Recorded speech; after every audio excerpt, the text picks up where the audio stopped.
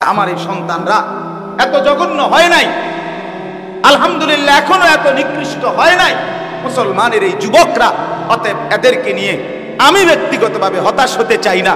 আমি চাই, আমি বিশ্বাস করি এই যুবকদের মধ্য থেকেই আগামী দিনের ইমাম মাহদীর সৈন্যরা তৈরি হবে ইনশাআল্লাহ। এরাই দাজ্জালের বিরুদ্ধে লড়বে ইনশাআল্লাহ, ইসলামে বিজয়ী হবে ইনশাআল্লাহ, কোন সন্দেহ নেই। শেষ পর্যন্ত বিজয় ইসলামের। বিজয় কার?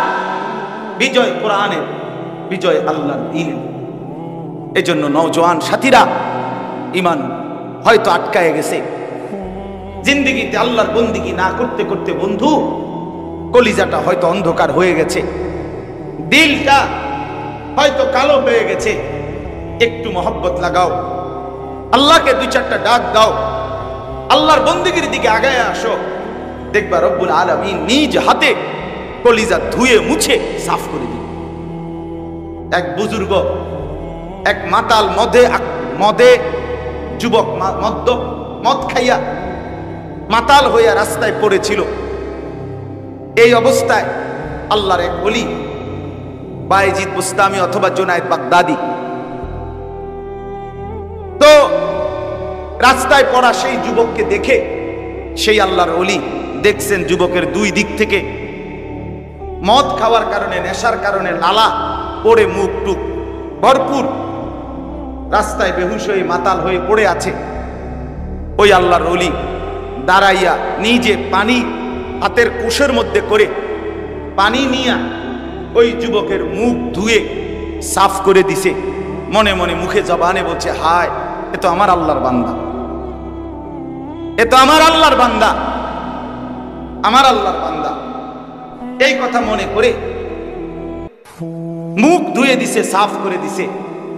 একটু পরেই যুবক পানির ছোঁয়া লাইগা তার হুঁশ আসছে, চোখ মেলে দেখতেছে জামানার শ্রেষ্ঠ বুজুর্গ জুনায়েদ বাগদাদি পাশে বসা, লাফ দিয়া উঠা বৈশা দুই পাও জড়ায় ধরে বলছে, হযরত, আপনার মতো মহান মানুষ, আপনি আমাকে মুখ ধুয়ে দিলেন, আমার মতো মাতাল, আমার মতো মদখোর যুবককে।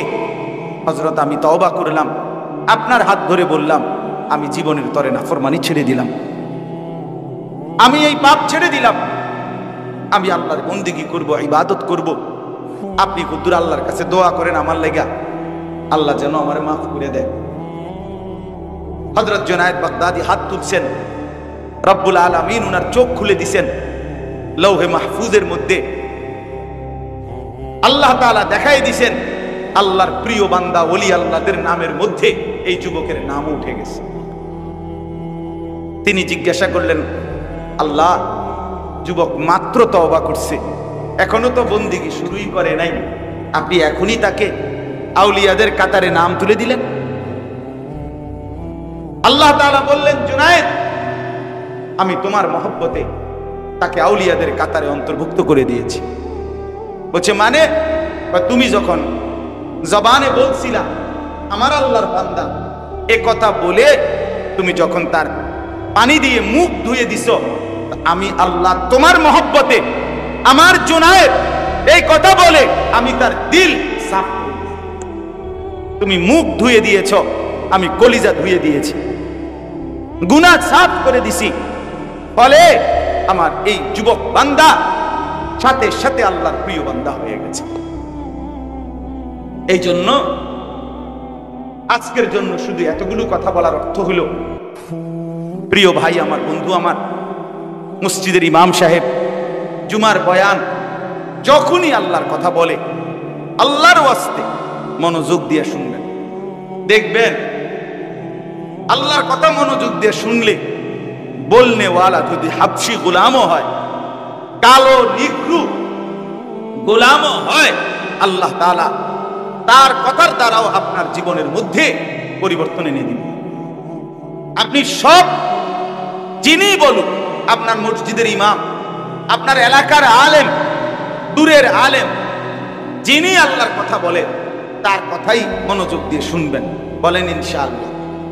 আমার যুবক ভাই, তোমাদের কাছে আমার বিনীত অনুরোধ, শুক্রবারে জুমার বয়ান তোমাদের নিজ নিজ মসজিদে যেই হুজুর জুমার বয়ান করে শুক্রবারে দয়া করে তুমি ভাইয়া আগে আগে একটু আগে গিয়া, আধা ঘন্টা আগে, 10টা মিনিট আগে গিয়া মসজিদের কাছাকাছি কাতারে বৈশা আলাদা তুমি মনোযোগ দিয়ে শুনো।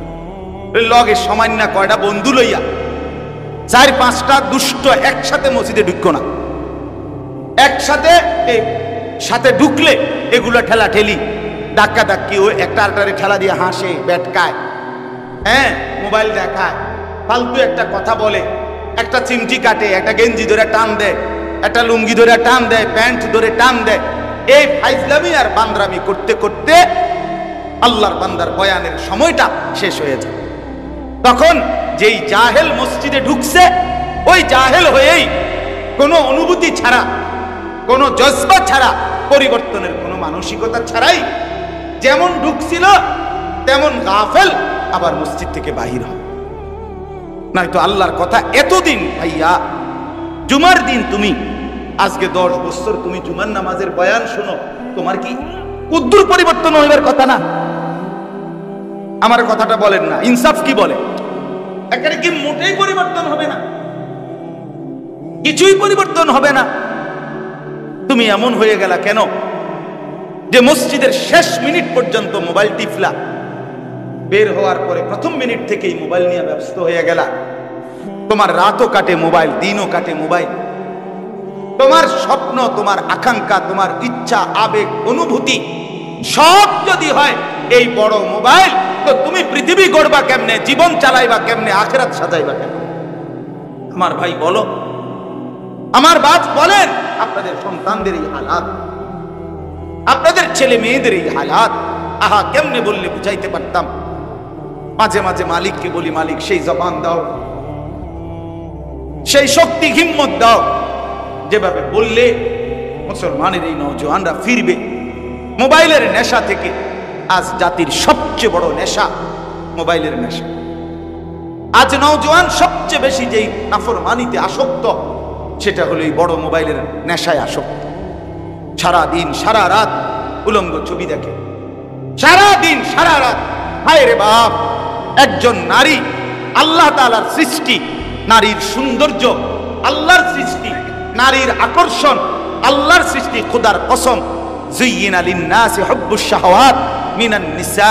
আল্লাহ বলে গোটা কায়নাতের সমস্ত আকর্ষণের মধ্যে সবচেয়ে প্রথম যেই আকর্ষণীয় বস্তু আমি পৃথিবীতে সৃষ্টি করেছি তার নাম হচ্ছে নারী। এক নারীর আকর্ষণের সামনে গোটা পৃথিবীর সব সৌন্দর্য তুচ্ছ তুচ্ছ। সেই নারী আল্লাহ দিয়েছেন, সৃষ্টি করেছেন, তার সৌন্দর্য আল্লাহর দেওয়া। তোমার হৃদয়ে আকাঙ্ক্ষা আল্লাহর ইচ্ছায় তৈরি হয়, সেটাকে নষ্ট না করা, সেটাকে অপাত্রে গুনার রাস্তায় ব্যবহার না। আমি প্রায় বলি, ছেলেরা বাপ একটা জিনিস খেয়াল করো, আপনারাও ভাবেন, মনে করেন এই পাশে 2 জন মহিলা দাঁড়ায় আছে, একজন মহিলা পরিচয় হলো উনি আমার মা, আরেকজন পরিচয় হলো উনি আমার স্ত্রী। দুটোটাই মহিলা, শারীরিক দেহ গঠন, অঙ্গ প্রত্যঙ্গ সবকিছু বরাবর, কিন্তু একসাথে দাঁড়ানো 2 সেকেন্ড।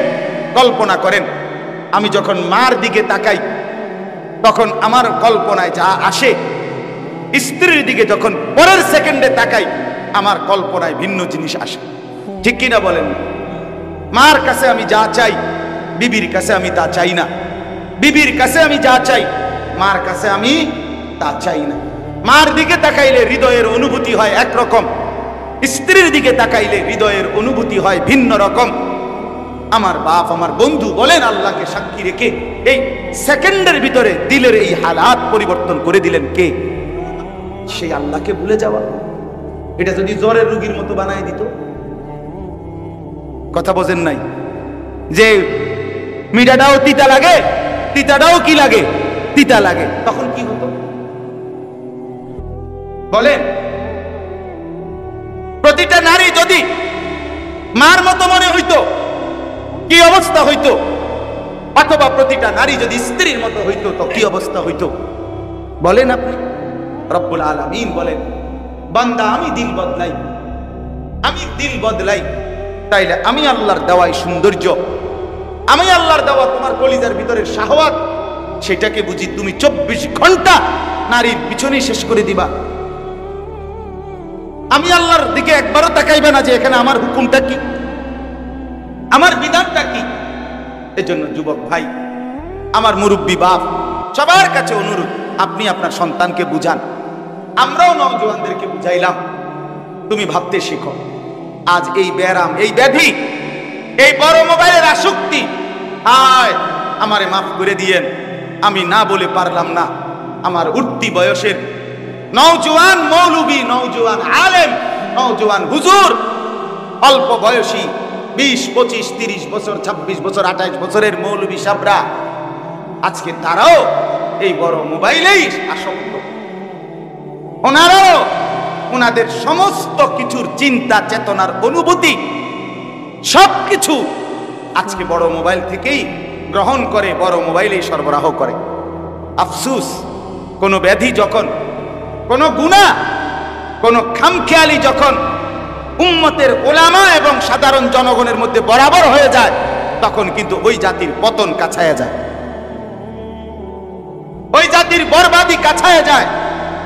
রাগ করলে কিছু করার নাই আমার, কিন্তু আমি স্পষ্ট বললাম, আল্লাহর নবী সাল্লাল্লাহু আলাইহি ওয়াসাল্লাম বলেন, লাম্মা ওয়াকাআত বানু ইসরাঈল ফিল মাআসি নাহাতহুম উলামাউহুম।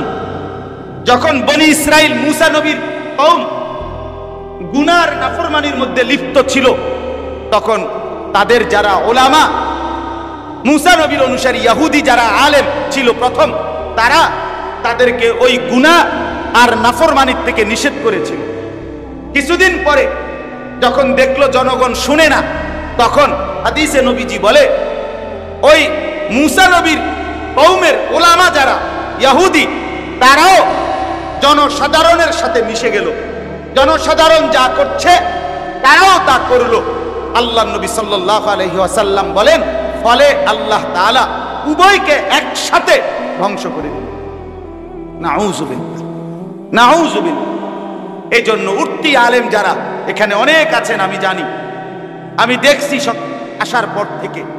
আপনাদের কাছে অনুরোধ বন্ধু, আপনারা জনগণের দিকে তাকান, মুসলমানের ছেলেদের দিকে তাকান, মুসলমানের যুবক যুবতীদের দিকে তাকান।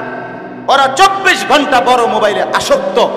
অতএব এদেরকে মোবাইলের এই আসক্তি থেকে যদি ফিরাইতে হয়, আপনাকে এই বড় মোবাইলের আসক্তি, বড় মোবাইলের এই যথেচ্ছা ব্যবহার আপনাকে পরিহার করতে হবে, নয়তো তারা শিখবে না, নয়তো তারা বদলাবে না। বলে জরুরত আছে, আমি বলি 100 বার আছে, জরুরতকে জরুরতের জায়গায় রাখে। কথা বোঝেন নাই? মোবাইল, বড় মোবাইলের দ্বারা কিছু প্রয়োজনীয় কি আছে, জিনিস আছে, থাকতেই পারে। অফিসিয়াল অনেক কাজ, ব্যাংকের অনেক কাজ, অনেক কিছু দ্বারা এটা তারা দরকার লাগে। হ্যাঁ, দরকারটা দরকারের মধ্যে সীমাবদ্ধ থাকে। কিন্তু আপনি অটোতে, সিএনজিতে, রাস্তা, রোডে হাঁটতে আপনি কি সারাদিন অফিস করেন? কিন্তু আপনার ঘটনা কি? আপনার কি কোনো ছুটি ছাটা নাই? আপনার কি কোনো অফিসের বিরতি নাই? আপনি এটা কি অফিস লইছেন? চাকরিটা ছাড়বেন না, এরুম এরুম চাকরি যেটার মধ্যে কোনো বিরতি নাই। আপনি এটা কি ডক্টর চাকরি নিলেন? কথা বলেন না কেন? তার মানে বুঝাই যায় আপনি খামখেয়ালিতে লিপ্ত। যদি বলেন কোনো গুনাই করেনি আমি, তারপরেও ওয়াল্লাযীনা হুম আনিল লাগবি মুরিদুন, লাগব বেহুদা কাজ, যেই কাজের দুনিয়াবি কোনো ফায়দা নাই, আখিরাতের কোনো ফায়দা নাই। একজন মুমিন, আল্লাহর কথা, মুমিন ইমানদার এই অনর্থক কাজ করতে পারে না। আল্লাহ আমাদেরকে বুঝার তৌফিক দান করেন। প্রিয় বাপ আমার, ভাই আমার, বন্ধু আমার, আমরা ফিরতে চেষ্টা করি। আমাদের মুরব্বীরা বলে গেছেন, আমাদের বড়রা বলে গেছেন, আজ আমাদের বদলানো দরকার, আজ আমাদের পরিবর্তন দরকার। বিশ্বাস করেন ভাই, বললে তো সারা রাত বলা যাবে। সারা পৃথিবীর সর্বশেষ ষড়যন্ত্রের সব কেন্দ্রবিন্দু কিন্তু ঘুরে ঘুরে ইসলামের বিরুদ্ধে। গোটা পৃথিবী যা ভাবে, যা করে, সব কিছুর মধ্যে ইসলামের বিরোধিতা শীর্ষে, কোরআনের বিরোধিতা শীর্ষে। দুশ্মনের সমস্ত ষড়যন্ত্র ইসলামের বিরুদ্ধে। অতএব দয়া করে আমাদের এই নওজোয়ানরা, আমাদের ভাইরা, যুবক বন্ধু, তোমরা যদি সারাক্ষণ নিজের জীবন যৌবন এই মোবাইল আর এই খামখেয়ালি আর এই বেনামাজি বেহায়া নারীর পিছনে ঘোরা এই জিন্দেগি দিয়ে নষ্ট করে ফেলো, তো ইসলাম বাঁচাবে কে? দিন রক্ষা করবে কে? আমি কেমনে বললে বুঝাইতাম? আমার ভাই, তুমি যদি বলো তোমার কাছে গিয়ে বলি, তো আসো আমি কাছেই যাই। কসম খোদার, তুমি যদি বলো তোমার বুকের কাছে এসে বলি, তোমার বুকের কাছেই বলি। তুমি না জাগলে ইসলাম জাগবে না। আল্লাহর নবী সাল্লাল্লাহু আলাইহি ওয়াসাল্লাম উহুদের যুদ্ধের দিন, নবী সাল্লাল্লাহু আলাইহি ওয়াসাল্লাম উহুদ যুদ্ধের দিন সর্বপ্রথম 17 বছরের একজন যুবক সাহাবী হযরত সাদ ইবনে আবি ওয়াক্কাস রাদিয়াল্লাহু তাআলা আনহুকে নবী প্রথম বলছিলেন উহুদের যুদ্ধের দিন যে, সাদ, তুমি প্রথম শত্রুর দিকে তীর নিক্ষেপ শুরু করো, আজকের যুদ্ধ তুমি শুরু করো। ইরমি সাদ বিদাকা আবি ওয়া উম্মি। নবী বলেন, সাদ, তুমি শত্রুর দিকে তীর মারো, আমি মুহাম্মদের মা বাপ তোমার মতো যুবকের জন্য কুরবান। রাসূলের বিদাকা আবি ওয়া উম্মি। যুবক, তোমার জন্য নবী তার মা বাপ উৎসর্গ করেছে। তুমি শুধু বেডি চাইবা এর লাগে? হ্যাঁ, আস্তাগফিরুল্লাহ, আস্তাগফির। আরে বেটা, কস কি বেটা? কতক্ষণ দেখবি বেটি বেটা? কত বেডি হইলে তোর রাত কাটবে? কত বেডি দেখলে তোর যৌবন শেষ হবে? কত নোংরা ছবি দেখলে যুবক তোর লজ্জাস্থানের শাহওয়াত পূরণ হবে বেটা? ছি ছি ছি ছি ছি। মুসলমান এত নিকৃষ্ট হয় কেমনে? মুসলমান এত বেহায়া হয় কেমনে? মুসলমান এত বেশরম। আল্লাহ আমাদেরকে হেফাজত করেন। আজকে আমি পড়ছি রাসূলুল্লাহ সাল্লাল্লাহু আলাইহি ওয়াসাল্লাম একদিন সাহাবীদের মজলিসে একটা আয়াত পড়ছেন, ইয়া আইয়ুহাল্লাযীনা আমানু কু আনফুসাকুম ওয়া আহলিকুম নারা। রব্বুল আলামিন বলেন, হে মুমিন ঈমানদারগণ, তোমরা সকলেই তোমাদের নিজেদেরকে এবং তোমাদের পরিবারের সদস্যদেরকে জাহান্নামের আগুন থেকে বাঁচাও। এরপরে ওয়াকুদুহান নাস ওয়াল হিজারা। রব্বুল আলামিন বলেন, সেই জাহান্নামের আগুন থেকে বাঁচাও যেই জাহান্নামের আগুনের লাকড়ি হবে, যেই জাহান্নামের আগুনের ইন্ধন হবে। আল্লাহ তাআলা বলেন, মানুষ এবং পাথর। আলাইহা মালাইকাতুন গিলাযুন শিদাদুন লা ইয়াসুনাল্লাহ মা আমারাহুম ওয়া ইয়াফআলুনা মা ইউমারুন। রব্বুল আলামিন বলেন, বান্দা, এমন জাহান্নামের আগুন থেকে বাঁচাও যেই জাহান্নামের আগুনের লাকড়ি হবে মানুষ এবং পাথর।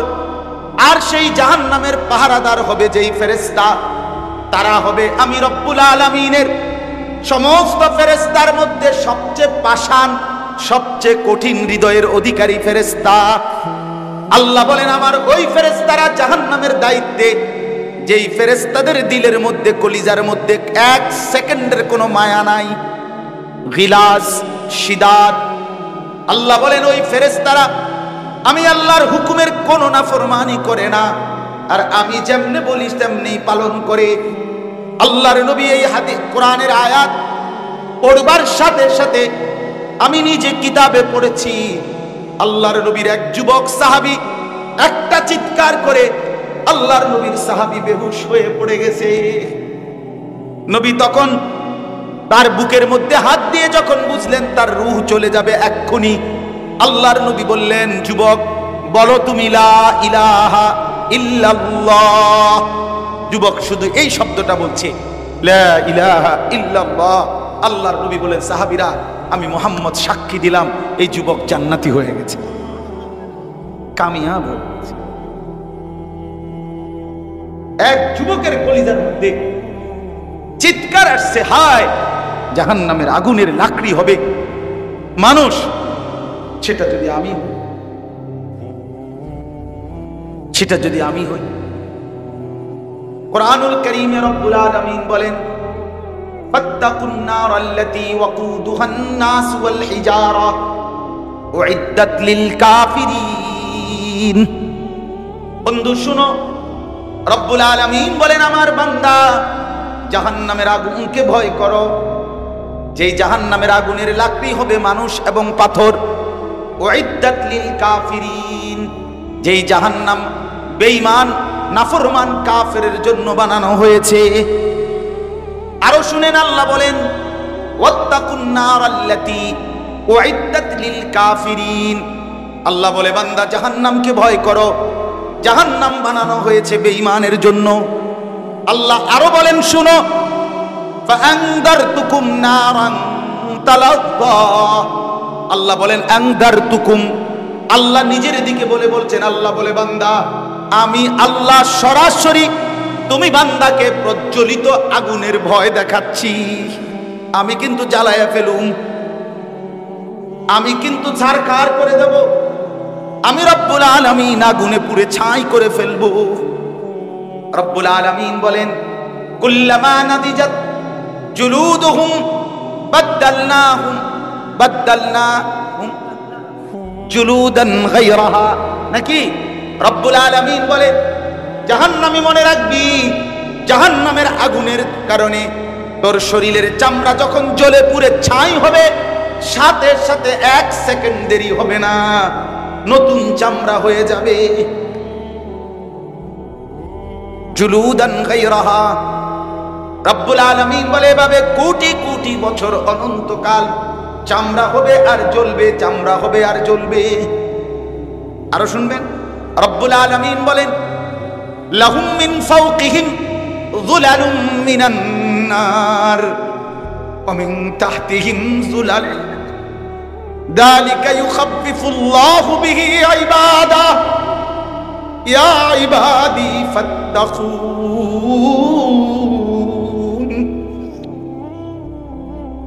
রব্বুল আলামিন বলে জাহান্নাম নাফরমান বান্দা মনে রাখিস আমি আল্লাহ তোর মাথার উপরেও জাহান্নামের আগুন বিছিয়ে দেব, তোর নিচেও জাহান্নামের আগুন বিছিয়ে দেব। জাহান্নামের আগুন তোর মাথায়ও থাকবে, জাহান্নামের আগুন ভিতরেও নিচেও।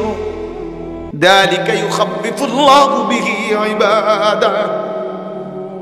আল্লাহ বলেন বন্ধুরে আমি আমার বান্দাদেরকে কিন্তু আমি আল্লাহ সরাসরি জাহান্নামের ভয় দেখাইলাম। এবার আল্লাহ আবার বলে ইয়া ইবাদি ফাত্তাকুন। আরে আমার বান্দা তুই কিন্তু জাহান্নামকে ভয় করিস। আল্লাহ বলছে, আল্লাহ বলছে, আল্লাহ আমারে মাফ করে দেন, আল্লাহ মাফ করে দেন।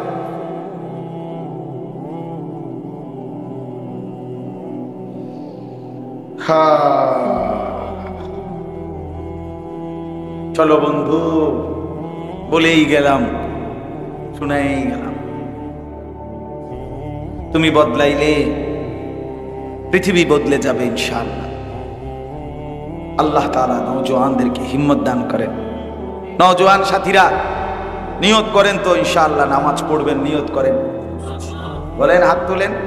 বুড়ারা তুইলেন না, মুরব্বীরা তুইলেন না হাত। নওজোয়ান সাথী, যুবক বন্ধু তোলা হাত, তোলো ইনশাআল্লাহ। আল্লাহ আপনি তৌফিক দান করেন, আল্লাহ আপনি হিম্মত দান করেন। তুমি চাইলে পারবে ভাইয়া, তুমি চাইলে পারবে।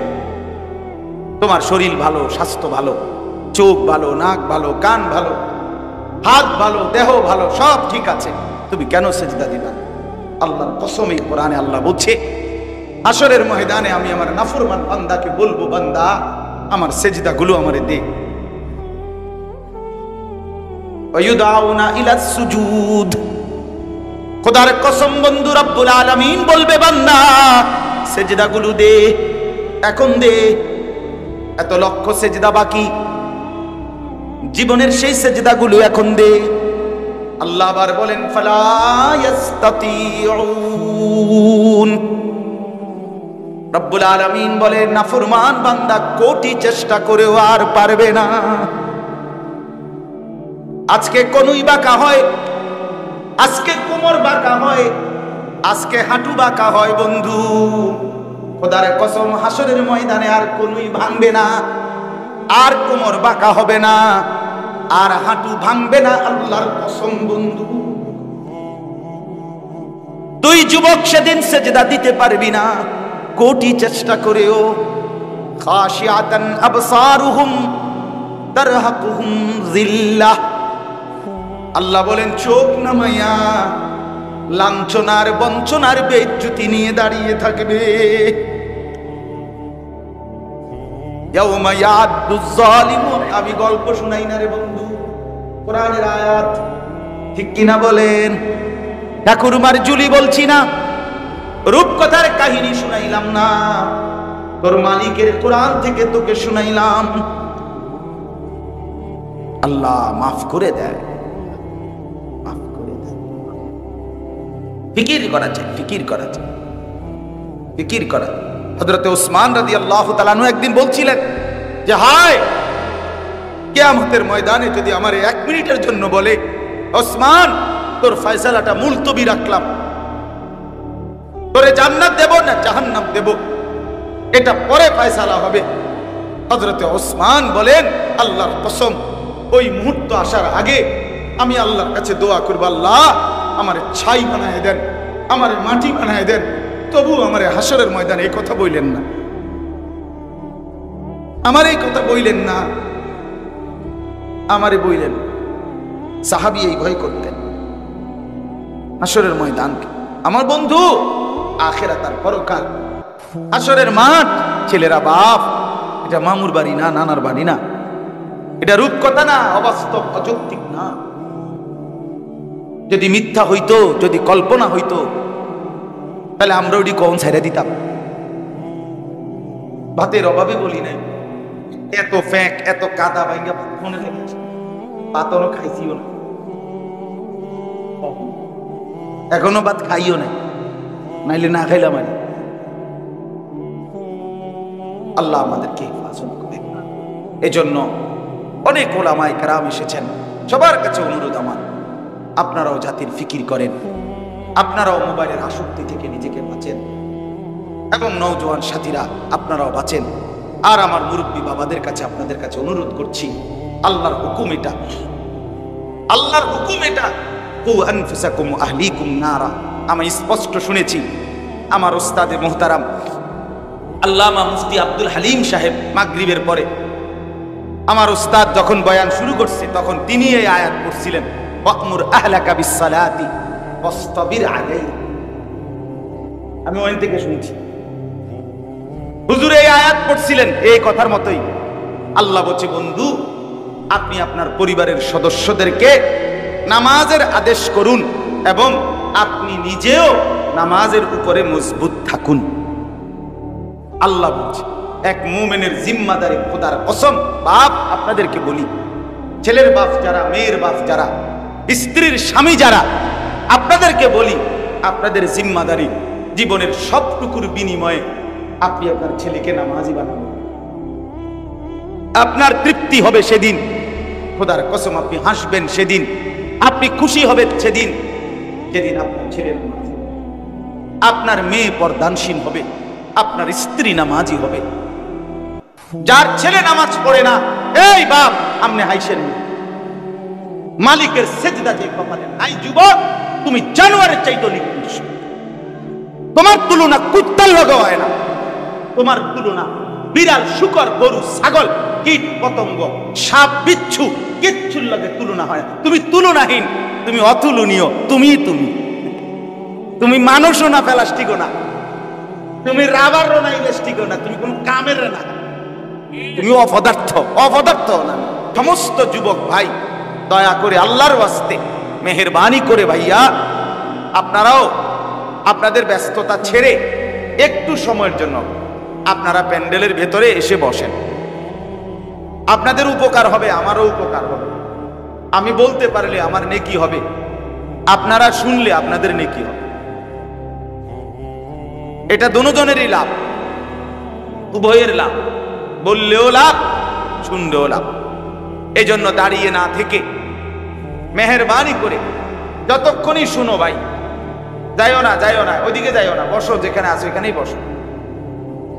যে যতক্ষণ ভাল লাগে, 10 মিনিট হলে 10 মিনিট, 2 মিনিট হইলে 2 মিনিট, যে যতক্ষণ ভালো লাগে মেহেরবানি করে অতক্ষণই শুনেন, তবে বসে শুনেন।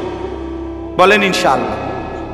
বসে শুনলে লাভ, জুতা খুলে শুনলে আল্লাহর কোরআন, আল্লাহর ওয়াহি, এটার হক আদায়। কোরআনুল কারীম এই মাত্র হযরত মাওলানা মুফতি বেলায়েতুল্লাহ সাহেব বয়ানে বললেন, কোরআনুল কারীমের মধ্যে সবচেয়ে বেশি যেই নবীর নাম উচ্চারিত হয়েছে, কি নাম কোন? আপনারা বলেন।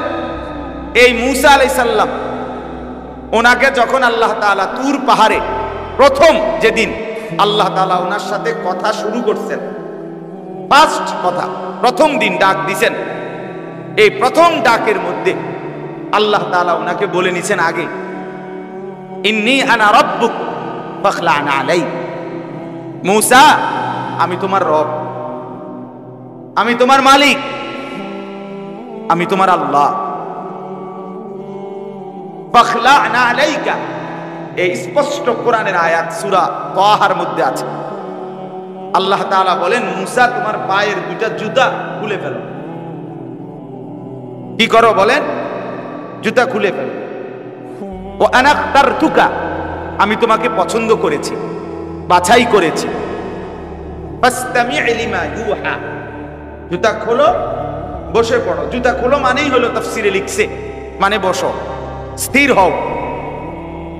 এবং আমি আল্লাহ এখন তোমাকে যেই ওয়াহি করব, আসমানি ইলম দেব, ওয়াহি করব, সেটা মনোযোগ দিয়ে ফাসতামি', কান লাগিয়ে শোনো।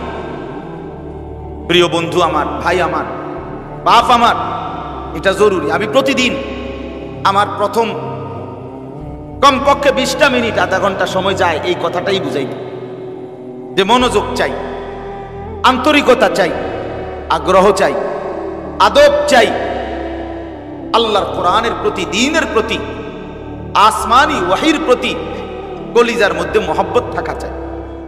সম্মান জানালে আল্লাহ বরকত দিবে, ইজ্জত করলে আল্লাহ পাক তোমারে পরিবর্তন করবে। গাফেল, খামখেয়ালি, তামাশা, অবহেলা, তুচ্ছতাচ্ছিল্য, অবজ্ঞা, কইবেন নামনের কথা আমনে হুনলে হুনছি, না হুনলে নাই। না রে বাপ, এমনে পরিবর্তন হয় না, এমনে জিন্দেগি গড়ে ওঠে না, এমনে জীবন সাজে না, এমনে জীবন বদলায় না। জীবনটা এক সময় নষ্ট হতে হতে, পৌঁছতে পৌঁছতে জন্তু আর জানোয়ারের মতো হয়েছে। তখন আর দিল থেকেও মরে যায়, কান থেকেও বধির হয়ে যায়, চোখ থেকেও অন্ধ হয়ে যায়। আল্লাহ কোরআনে বলছে, লাহুম কুলুবুল লা ইয়াফকাহুনা বিহা ওয়া লাহুম আ'য়ুনুন লা ইউবসিরুনা বিহা ওয়া লাহুম আযানুন লা ইয়াসমাউনা বিহা ওয়া লাহুম আ'য়ুনুন লা ইউবসিরুনা বিহা। দিল আছে কিন্তু বুঝে না, কান আছে কিন্তু শুনে না, চোখ আছে কিন্তু দেখে না। আল্লাহ বলেন, এরা কারা জানো? উলাইকা কাল আনআম।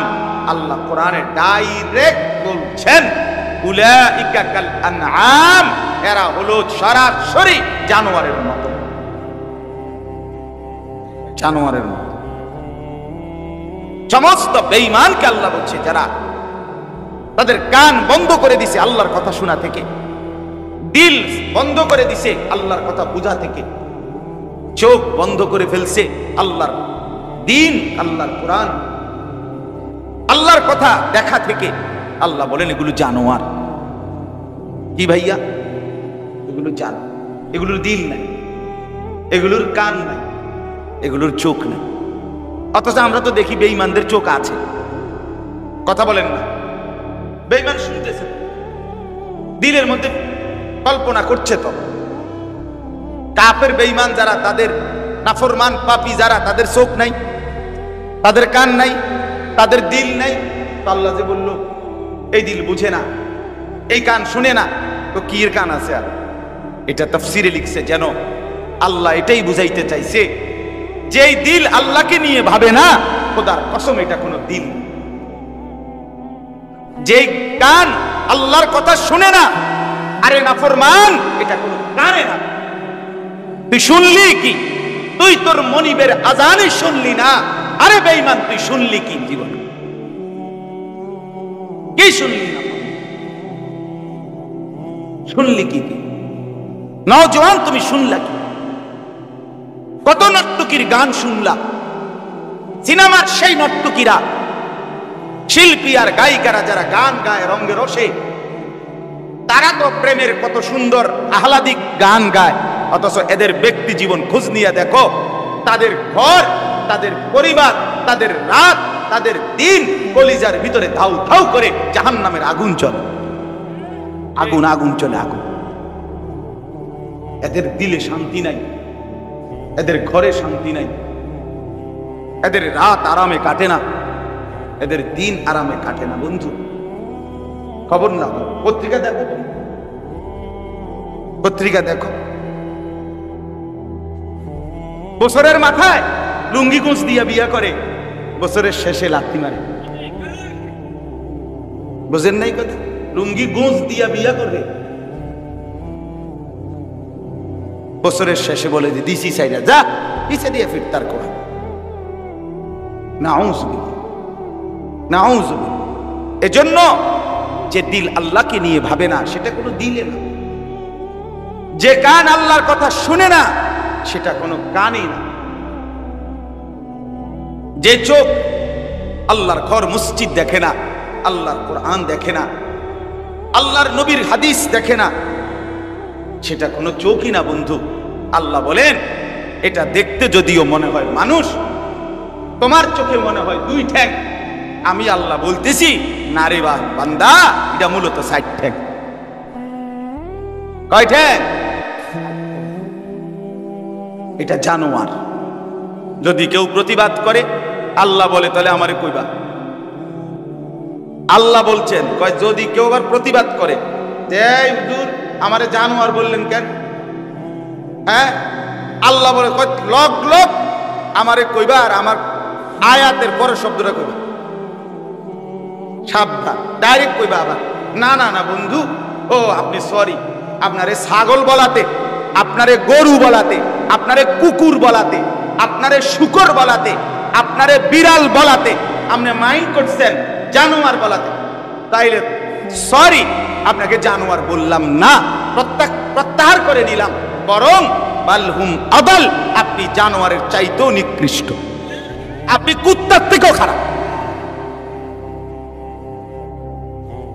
কুত্তার থেকেও খারাপ। চাপ, এবার ভাল লাগেনি স্যার, এবার কেমন লাগে? বেনামাজি জানোয়ার থেকেও খারাপ। যে কোনো সিজে না, জিনিসে নাকি যে কিচ্ছু হেতে কিতে হেতে কইতে আর বইতে। যদি কেউ বলে তাহলে আমি কিতা, তুমি ডাক্তার দেখাও, তুমি কি, আমার কি দরকার?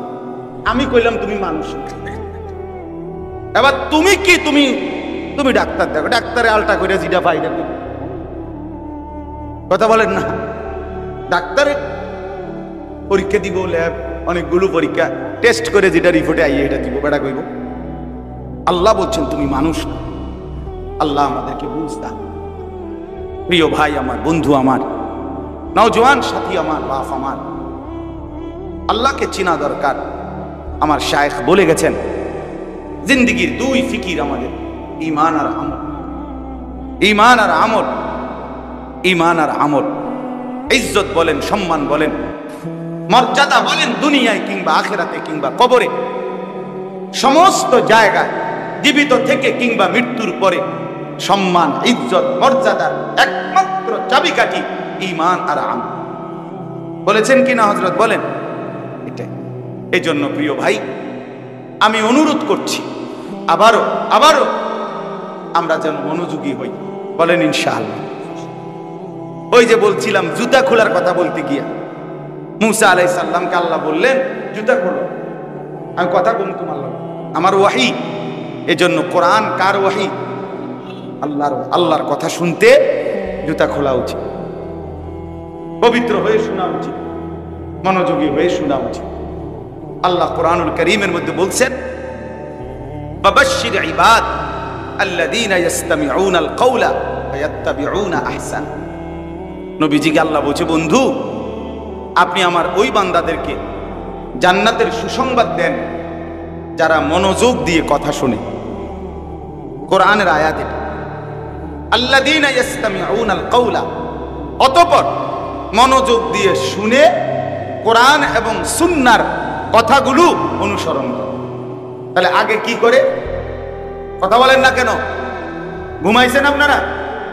কি বলছি তাহলে প্রথমে কি করে? না আমি তো শুনে বলি নাই, মনোযোগ দিয়ে শুনি। কথা বলেন না? তাইলে যেহেতু আপনারা এটা বুঝতেছেন না এই ভাষাটা, বাংলায় বলি তাহলে।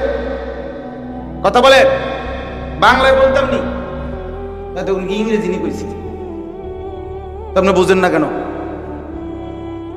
আল্লাহ তাআলা বলেন তাদেরকে জান্নাতের সুসংবাদ দেন যারা মনোযোগ দিয়ে কথা শোনে। কি দিয়ে? ফায়াত্তাবিউনা আহসানা, অতঃপর সর্বোত্তম কথা কোরআন সুন্নাহর উপরে অনুসরণ করে। তাহলে আগে মনোযোগ দিয়ে শুনে অতঃপর কোরআন সুন্নাহর কথাগুলো অনুসরণ করে।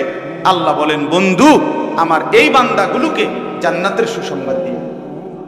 উলাইকাল্লাযীনা হাদাহুমুল্লাহ, এরপরে রব্বুল আলামিন বলেন বন্ধু শুধু জান্নাতের সুসংবাদ না, বরং এটাও বলে দেন বন্ধু উলাইকাল্লাযীনা হাদাহুমুল্লাহ, আমি আল্লাহ সরাসরি তাদেরকে হেদায়েত দিয়ে দিলাম।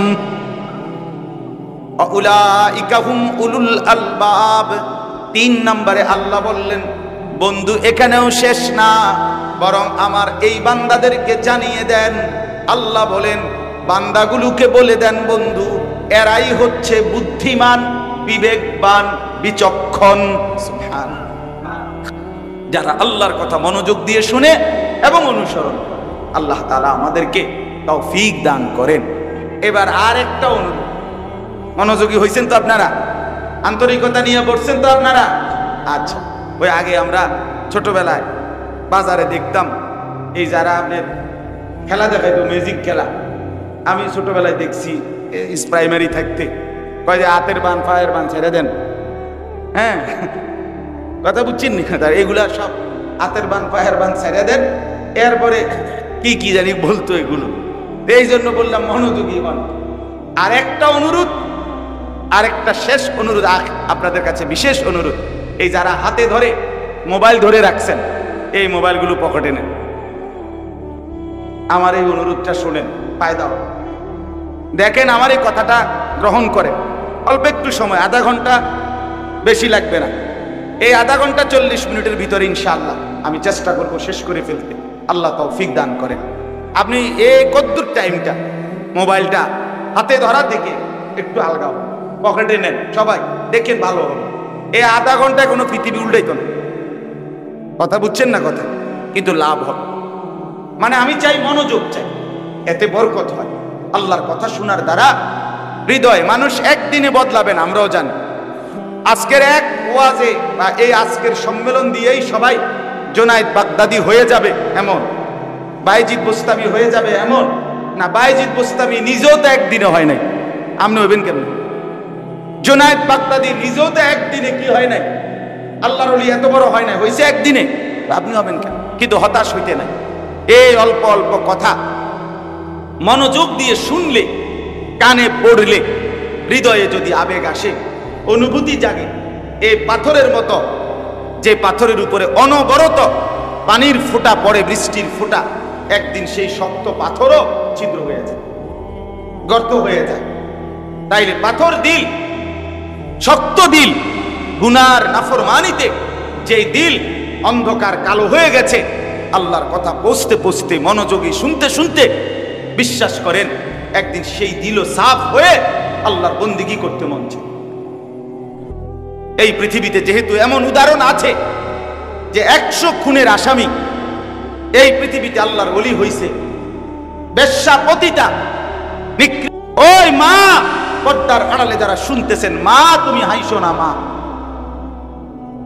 তোমার মেয়ে জাহান্নামী, তুমি হাসো কেমনে? তোমার ছেলে জাহান্নামের আগুনের দিকে ছুটছে, বাবার মুখে হাসি আসে কেমন? গুনাহ কোনোদিন শান্তি দেয় না। আমি প্রতিদিন বলি, এই আহাজারি আমার, এই চিৎকার চেঁচামেচি করছি আমি, যে গুনাহ তৃপ্তি দেয় না রে বন্ধু, এক গ্লাস পানি তৃপ্তি দেয়, এক সাগর মদ তৃপ্তি দেয় না। একজন হালাল স্ত্রী, একজন বিবি তৃপ্তি দেয়, আর তামাম পৃথিবীর নর্তকী নারী উলঙ্গ করে দেখালেও সেই যুবকের তৃপ্তি হয় না। গুনাহ সুখ দেয় না, গুনাহ তোমার শান্তি দিবে না, গুনাহ তোমার জীবন নষ্ট করে দিবে, একদিন যৌবন শেষ করে দিবে, শেষ পর্যন্ত তোমার জাহান্নামের অঙ্গার বানায় দেবে। আল্লাহ আমাদেরকে মাফ করে দেন, আল্লাহ আমাদের ছেলেদেরকে মাফ করে দেন, আল্লাহ আমাদের বাবাদেরকে মাফ করে দেন। বাবারা, আপনাদেরকেও বলি, বাপ আপনারা 60 বছর বয়স অহনো বিড়ি গান যারা এই বদ অভ্যাস ছেড়ে দেন, আপনাকেও খাচ্ছত খারাপ। বিড়ি খাই না কাকা, আপনার অভ্যাস খারাপ, আপনার লক্ষণ ভালো না। 60 বছর কাকা অহনো বিড়ি গান, আপনি মরবেন কোন দিন, বিড়ি খানা ছাড়বেন কোন দিন? আপনি কি 600 বছর বাঁচবার লাইন মানে প্ল্যান নিয়ে আসছেন না? কথা বলেন না কেন? 60 বছরের বুড়ো মানুষ এবড়া কেমনে চা দোকানে বেড়ি চায়, এবড়া কেমনে চা দোকানে টেলিভিশন দেখে? এই বুড়া মিয়ার শরম আইব কোন দিন? এই বুড়া মিয়ার লজ্জা আসবে কোন দিন? বলেন ওমা, কি আশ্চর্য! কি তো 60 বছরে বেটার শরম আইলো না? হায় হায় রে জেডা রে, কি জেডা রে, এটা শক্ত জেডা, শক্ত না এটা, ওইটা কেমন কথা? এবারে এখনো বিড়ি খায় কেন? আস্তাগফিরুল্লাহ, আস্তাগফিরুল্লাহ, আস্তাগফিরুল্লাহ। আল্লাহ মাফ করুন। আমার সমুন্দি, আপনার আমার আপন সমুন্দি, সমুন্দি বুঝেন না? বউয়ের বড় ভাই, এ বেচারার ছেলে 5-6 বছর হবে, ছেলেটা অসুস্থ হয়েছে গতকালকে। ছেলেটারে নিয়া, এই ছেলেটা মানে একটু বমি বমি ভাব, বারবার কিছু খাইতে চায় না, এই কদ্দুর অসুস্থতার কারণে। এক বাবার কলিজার ব্যথা দেখলাম, সারাটা রাত তারে বুকে জড়ায় ধইরা উনি বসে রয়েছে আমার ঘরে, সারাটা রাত। সন্তান আজকের একটা দিন খায় না। এই জন্য বাবার কলিজায় যদি এই ব্যথা হয়, তাইলে এরকম ব্যথা তো প্রত্যেকটা বাবার সন্তানদের প্রতি, ঠিক কিনা বলেন না? সেই সন্তান যে জাহান্নামের আগুনে জ্বলবে আপনি টের পান না। 365 দিনের এক বছরে ছেলেটা কোনোদিন ফজরের নামাজ পড়ে নাই, অথচ এই ঘরে মা বাপ ঘুমায়, ছেলেটা সেই ঘরেই ঘুমায়। এই মা বাপ কেমনে রাত কাটে? এই মা বাবার ঘুম আসে কেমনে? এই মা বাবা ভাত খায় কেমনে? ভাত তো খায় না, শুধু বনও খায়, বিড়িও খায়, চাও খায়, টেলিভিশনে নাচও চায়। আমরা শরীরের রং, আমরা বিদেশ থেকে টিয়া পাঠায়, আমরা বন খায়, বুঝেন না কথা? আল্লাহ রহমতে তারা 3 জন বিদেশ, তাগো টেহা দিয়া ভাই বিল্ডিং করেন, ভালো ইট কিনেন 1 নম্বর, কারণ ফিটা তো খাইবেন 1 নাম্বার। দুর্বল ইট লাগাইন না, নাম্বার ইট লাগাই। আস্তাগফিরুল্লাহ, আস্তাগফিরুল্লাহ। ছেলের নামাজ, স্ত্রীর পর্দা আল ছেড়ে দিছে, ডাইরেক্ট বলে ফেলে। কইছি, কতই কইছি হুজুর, শুনে না। যে শুনে না তার জন্য ঘর বানাইলেন কেন? যে মালিকের সেজদা করে না, এই নাফরমান ডাকাতের জন্য সোফা বানাইলেন কেন? যেই মেয়ে পর্দা করে না, এই বেহায়া বেশরমের জন্য আপনি ঘর সাজাইলেন কেন? কথা বলেন না কেন? আল্লাহর দুশমন যে, সে আপনার দুশমন না? কথা বলেন। বলে আমি বলি না আপনারে বাইর করে দিতেন, মানে আপনি হাল ছাড়লেন কেন? আমার দুঃখ এটা। এবারে কয় আর কয় না, হইতো না হুজুর, আর হইতো না।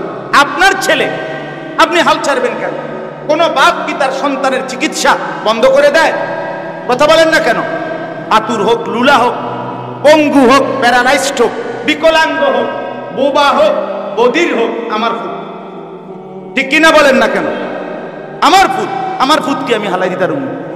তাহলে আমার সন্তান আমি ফেলে দেব কেন? আমি হাল ছাড়বো কেন? মানুষে না বলুক, আমি বলবো না কেন? এই জন্য বাপ, আমার কথার খোলাসা এটা, আমার মূল বক্তব্য এটাই। আপনাদের এই অঞ্চলে আপনাদের কাছে আমি অনুরোধ করে গেলাম, বাবারা মারা ছেলে মেয়ের নামাজ, ছেলে মেয়ের আখলাকের দিকে আরো বেশি ফিকির করেন, আরেকটু চেষ্টা করেন, হাল ছেড়ে দিয়েন না। আর যুবক ভাই, তোমাদের কাছে বলি, আমার কথা, বাবা যদি গুরুত্ব নাও দেয়, মনে করো মা যদি গুরুত্ব নাও দেয়, তুমি তোমারে নষ্ট করো, তুমি তোমারে বরবাদ করো না ভাই। অনুরোধ আমার, এ ছেলে তোমাদেরকে বলি, বাপ তোমাদেরকেও বলি, হযরত ইব্রাহিম আলাইহিস সালামের মা বাবা দুইজনই মূর্তি পূজক ছিলেন, ছিলেন কিনা? কিন্তু ইব্রাহিম আলাইহিস সালাম তাদের সামনে মাথা নোয়ায় না। ইব্রাহিম আলাইহিস সালামের বাবা আযর বলছিল ইব্রাহিমকে, হযরত ইব্রাহিম নবীকে, লা ইল্লাম তানতাহি লা আরজুমান্নাক, পুত ছেলে আমার, যদি তুমি আমার মূর্তির বিরোধিতা না ছাড়ো, আমি তোমারে পাথর মেরে মেরে ফেলব। ওয়াহজুরনি মালিয়া, এবং তেজ্য পুত্র করে বাড়ি ছাড়া করে দেব। কোরআনের আয়াত। হযরত ইব্রাহিম আলাইহিস সালাম বাপকে ডাইরেক্ট বলছে, সালামুন আলাইকা, আব্বা আপনার জন্য কল্যাণ কামনা করছি, তবে আতাজিলুকুম ওয়া মা তাদউনা মিন দুনিল্লাহ, আমি আপনাকেও ছেড়ে দিলাম, আপনি যেই মূর্তির পূজা করেন এগুলোরও ছেড়ে দিলাম। ওয়া আদউ রাব্বি, ইব্রাহিম আলাইহিস সালাম বললেন, আব্বা আপনাকেও ছাড়লাম, মাকেও ছাড়লাম, আমি শুধু আমার আল্লাহকে ডাক দিই। আসা আল্লাহ আকুনা বিদুআই রাব্বি শাকিয়া, ইব্রাহিম আলাইহিস সালাম বললেন, আব্বা শুনে নেন বাপ আমার, আমি বিশ্বাস করি আমার সেই আল্লাহকে ডেকে কেউ কোনোদিন বঞ্চিত হয় না। সুবহানাল্লাহ, আল্লাহকে ডেকে বঞ্চিত হয় না। হযরতে আসিয়া, তার স্বামী জামানার শ্রেষ্ঠ কাফের, নিজেকে খোদা দাবিদার ফেরাউন, ফেরাউনের ঘরে রাজপ্রাসাদে রাজরানী হযরতে আসিয়া আলাইহিস সালাম, ফেরাউন যখন শাস্তি দিতে দিতে তাফসীরের ভিতরে আছে, হযরতে আসিয়ার সারা শরীরের মধ্যে পেরেক মারছে, পেরেক। ও ফিরাউনা দিল আওতাদ, কোরআনুল কারীমের মধ্যে আছে, আল্লাহ বলছেন ফেরাউন হলো পেরেক। ফেরাউন কি পেরেক? পেরেক। অনেক সন্ত্রাসীদের নাম থাকে না, সাফাতি উমর, কথাটা বোঝেন নাই? এরকম নাম থাকে না। এই ফেরাউনের নাম ছিল কি? পেরেক। ফেরাউন এই পেরেক মাইরা মানুষকে শেষ শাস্তি দিত, এরকম জানোয়ার ছিল। কোরআনে আছে, আল্লাহ বলেন তো হযরতে আসিয়া এই পেরেক মারছে আর সারা শরীরে। ফেরাউন তখনও বলছিল, আসিয়া তুই মূসার খোদার দিন ছেড়ে দে, কালেমা ছেড়ে দে, তোরে আমি বাঁচায় দেব। হযরতে আসিয়া বলছিলেন, ফেরাউন বাদশাহী ছেড়ে দিলাম, তোর মতো স্বামী সম্রাট ছেড়ে দিলাম, রাজ রানীর মর্যাদা ছেড়ে দিলাম, রাজপ্রাসাদকে ছেড়ে দিলাম ফেরাউন, কিন্তু খোদার কসম আল্লাহকে ছাড়া যায় না, আল্লাহকে ছাড়া যায় না। যুবক, মাকে বলিও, মা গহনা ছেড়ে দিও, অলংকার ছেড়ে দিও, রাস্তার পুরুষকে নিজের যৌবন দেখানো ছেড়ে দিও। বোন, আল্লাহকে ছেড়ো না, আল্লাহকে ছেড়ো না, আল্লাহকে ছেড়ো না। দেখায় দিছে যে স্বামী আমার শ্রেষ্ঠ কাফের ছিল, আমি সেই ঘরে থাইকা আমার ইমান বাঁচাইছি। ইব্রাহিম দেখায় দিছে আমার মা বাপ কাফের ছিল, আমি সেই ঘরে থাইকাও আমি আমার আল্লাহর প্রতি ইমান ঠিক রাখছি। তুমি নষ্ট হইবা কেন? তোমার মা তো মুসলমান, তোমার বাপ মুসলমান, তোমার দাদা মুসলমান, তোমার দাদি মুসলমান, তোমার নানা মুসলমান, তোমার নানি মুসলমান, তোমার জন্মের পরে ডান কানে আজান শুনাইছিল, নর্তকীর নাচ গান শুনায় নাই। এই ছেলে বেটা, তোরে বেটা জন্মের পরে মোবাইলের দৃশ্য দেখায় নাই, তোর মনিবের আজান শুনাইছিল, তুই ভুলে গেলি কেন আজান? কান নষ্ট করে দিলি কেন বাপ? চোখ নষ্ট করে দিলি কেন বাপ? আল্লাহকে ছেড়ে কখনোই তৃপ্ত হয় না। মুসলিম শরীফের হাদিস, নবীজি বলছেন, আ'দারাল্লাহু ইলা ইমরিইন আখখারা উমরাহু হাত্তা বালাগা 60। নবীজি বলছেন, যাকে আল্লাহ 60 বছর হায়াত দিছে, বিশুদ্ধ হাদিস, কিয়ামতের দিন সে যদি দুনিয়ায় জাহান্নাম থেকে নিজেকে বাঁচাইতে না পারে, জান্নাতের আমল করতে না পারে, আল্লাহর রাসূল বলছে, বিশ্বাস করেন বা নবীর হাদিস, আল্লাহ তাকে কিয়ামতের ময়দানে কোনো কথা বলার, কোনো কারণ দর্শাইবার সুযোগ দিবে না, মানে খাড় করাইয়া পিটা দিবে। মানে দাঁড়াইলেই আল্লাহ ফেরেশতাগুলো শুধু ফিট, যেটারে ফিটো, হ্যাঁ হ্যাঁ শুধু ফিটালো, আ'দারাল্লাহু হলো সালবে মা আখাজ, বুঝছেন না, বাবে ইফআল, অর্থাৎ কোনো ওজর রাখবে না, কোনো কিছু বলার কি দিবে না সুযোগ। 60 বছরে কত রোদ, কত বৃষ্টি, কত রাত, কত দিন, কত লাশ, কত কবর, কত দাফন দেখলো এই লোক, কিও কি কম দেখছে? কথা বলেন না। এত কিছু দেখার পরেও যেই বুড়ো চাচা জীবনটা সুন্দর করলো না, এবারটা ভালো হইব কেমনে? তাইলে এবারে ফিরতো নাকি কারে ফিরবো? তাইলে হ্যাঁ সুযোগ দিবে না। হাদিসে নবী বলছে সুযোগ দিবে না। কোরআনে আছে ওয়ালাম্মা বালাগা আশুদ্দাহু ওয়া বালাগা 40 সানা, বয়স 40 হয়ে গেলে আল্লাহ বলছে দুনিয়া গুছায় ফেলো, পুরা মনোযোগ আখিরাতের দিকে ফিরাও, দোয়া শুরু করে দাও, রব্বি আউজি'নি আন আশকুরা নি'মাতাকাল্লাতী আন'আমতা আলাইয়া ওয়া আলা ওয়ালিদাইয়া ওয়া আন আ'মালা সালিহান তারদাহু ওয়া আসলিহ লি ফি যুররিয়্যতি ইন্নী তুবতু ইলাইকা ওয়া ইন্নী মিনাল মুসলিমিন। আল্লাহ আমার আর আমার আব্বা মারে যত নিয়ামত দিবেন শুকর আদায়ের তৌফিক দেন, দিবেন বহুত দিবেন, 40 বছর, এবার এগুলোর শুকর আপনার অনুগত হওয়ার তৌফিক দেন। যেই আমল করলে আপনি খুশি হইবেন এখন থেকে আল্লাহ বাকি হায়াত ওই আমলের তৌফিক দেন। আল্লাহ জিফুদ গুণ কদ্দুর ঠিক করে দেন, আমি বিগত গুনাহ থেকে তওবা করলাম, আমি মুসলমানদের একজন হতে চাই। আল্লাহ বলছে গুছায় লাও, দুনিয়া গুছায় লাও। সন্ধ্যা হয়ে গেছে, দোকান শাটার ফেলে দাও, দুনিয়া গুছায় ফেলো, আখিরাতের প্রস্তুতি নাও। আল্লাহ আমাদেরকে তৌফিক দান করেন। চলেন এবার তরজমা বলি, শেষ তরজমায় বলবো শুধু আমি। আল্লাহ তাআলা এই 90 নম্বর আয়াতে এতক্ষণ ওয়াজ করছি, আমরা কত কিছু কত কথা বলছি। এই আয়াতটা আল্লাহ বলেন বান্দা শুনো, আমি আল্লাহ স্বয়ং ওয়াজ করলাম। কে? ইয়াইদুকুম ইয়াইদুকুম, আল্লাহ বলেন আমি ওয়াজ করি। এই জন্য ওয়াজ আল্লাহ তাআলা বলেন, আল্লাহ বলেন ওয়াজ আমি করছি। কে করছে? এই আল্লাহ নিজে ওয়াজ করেছে।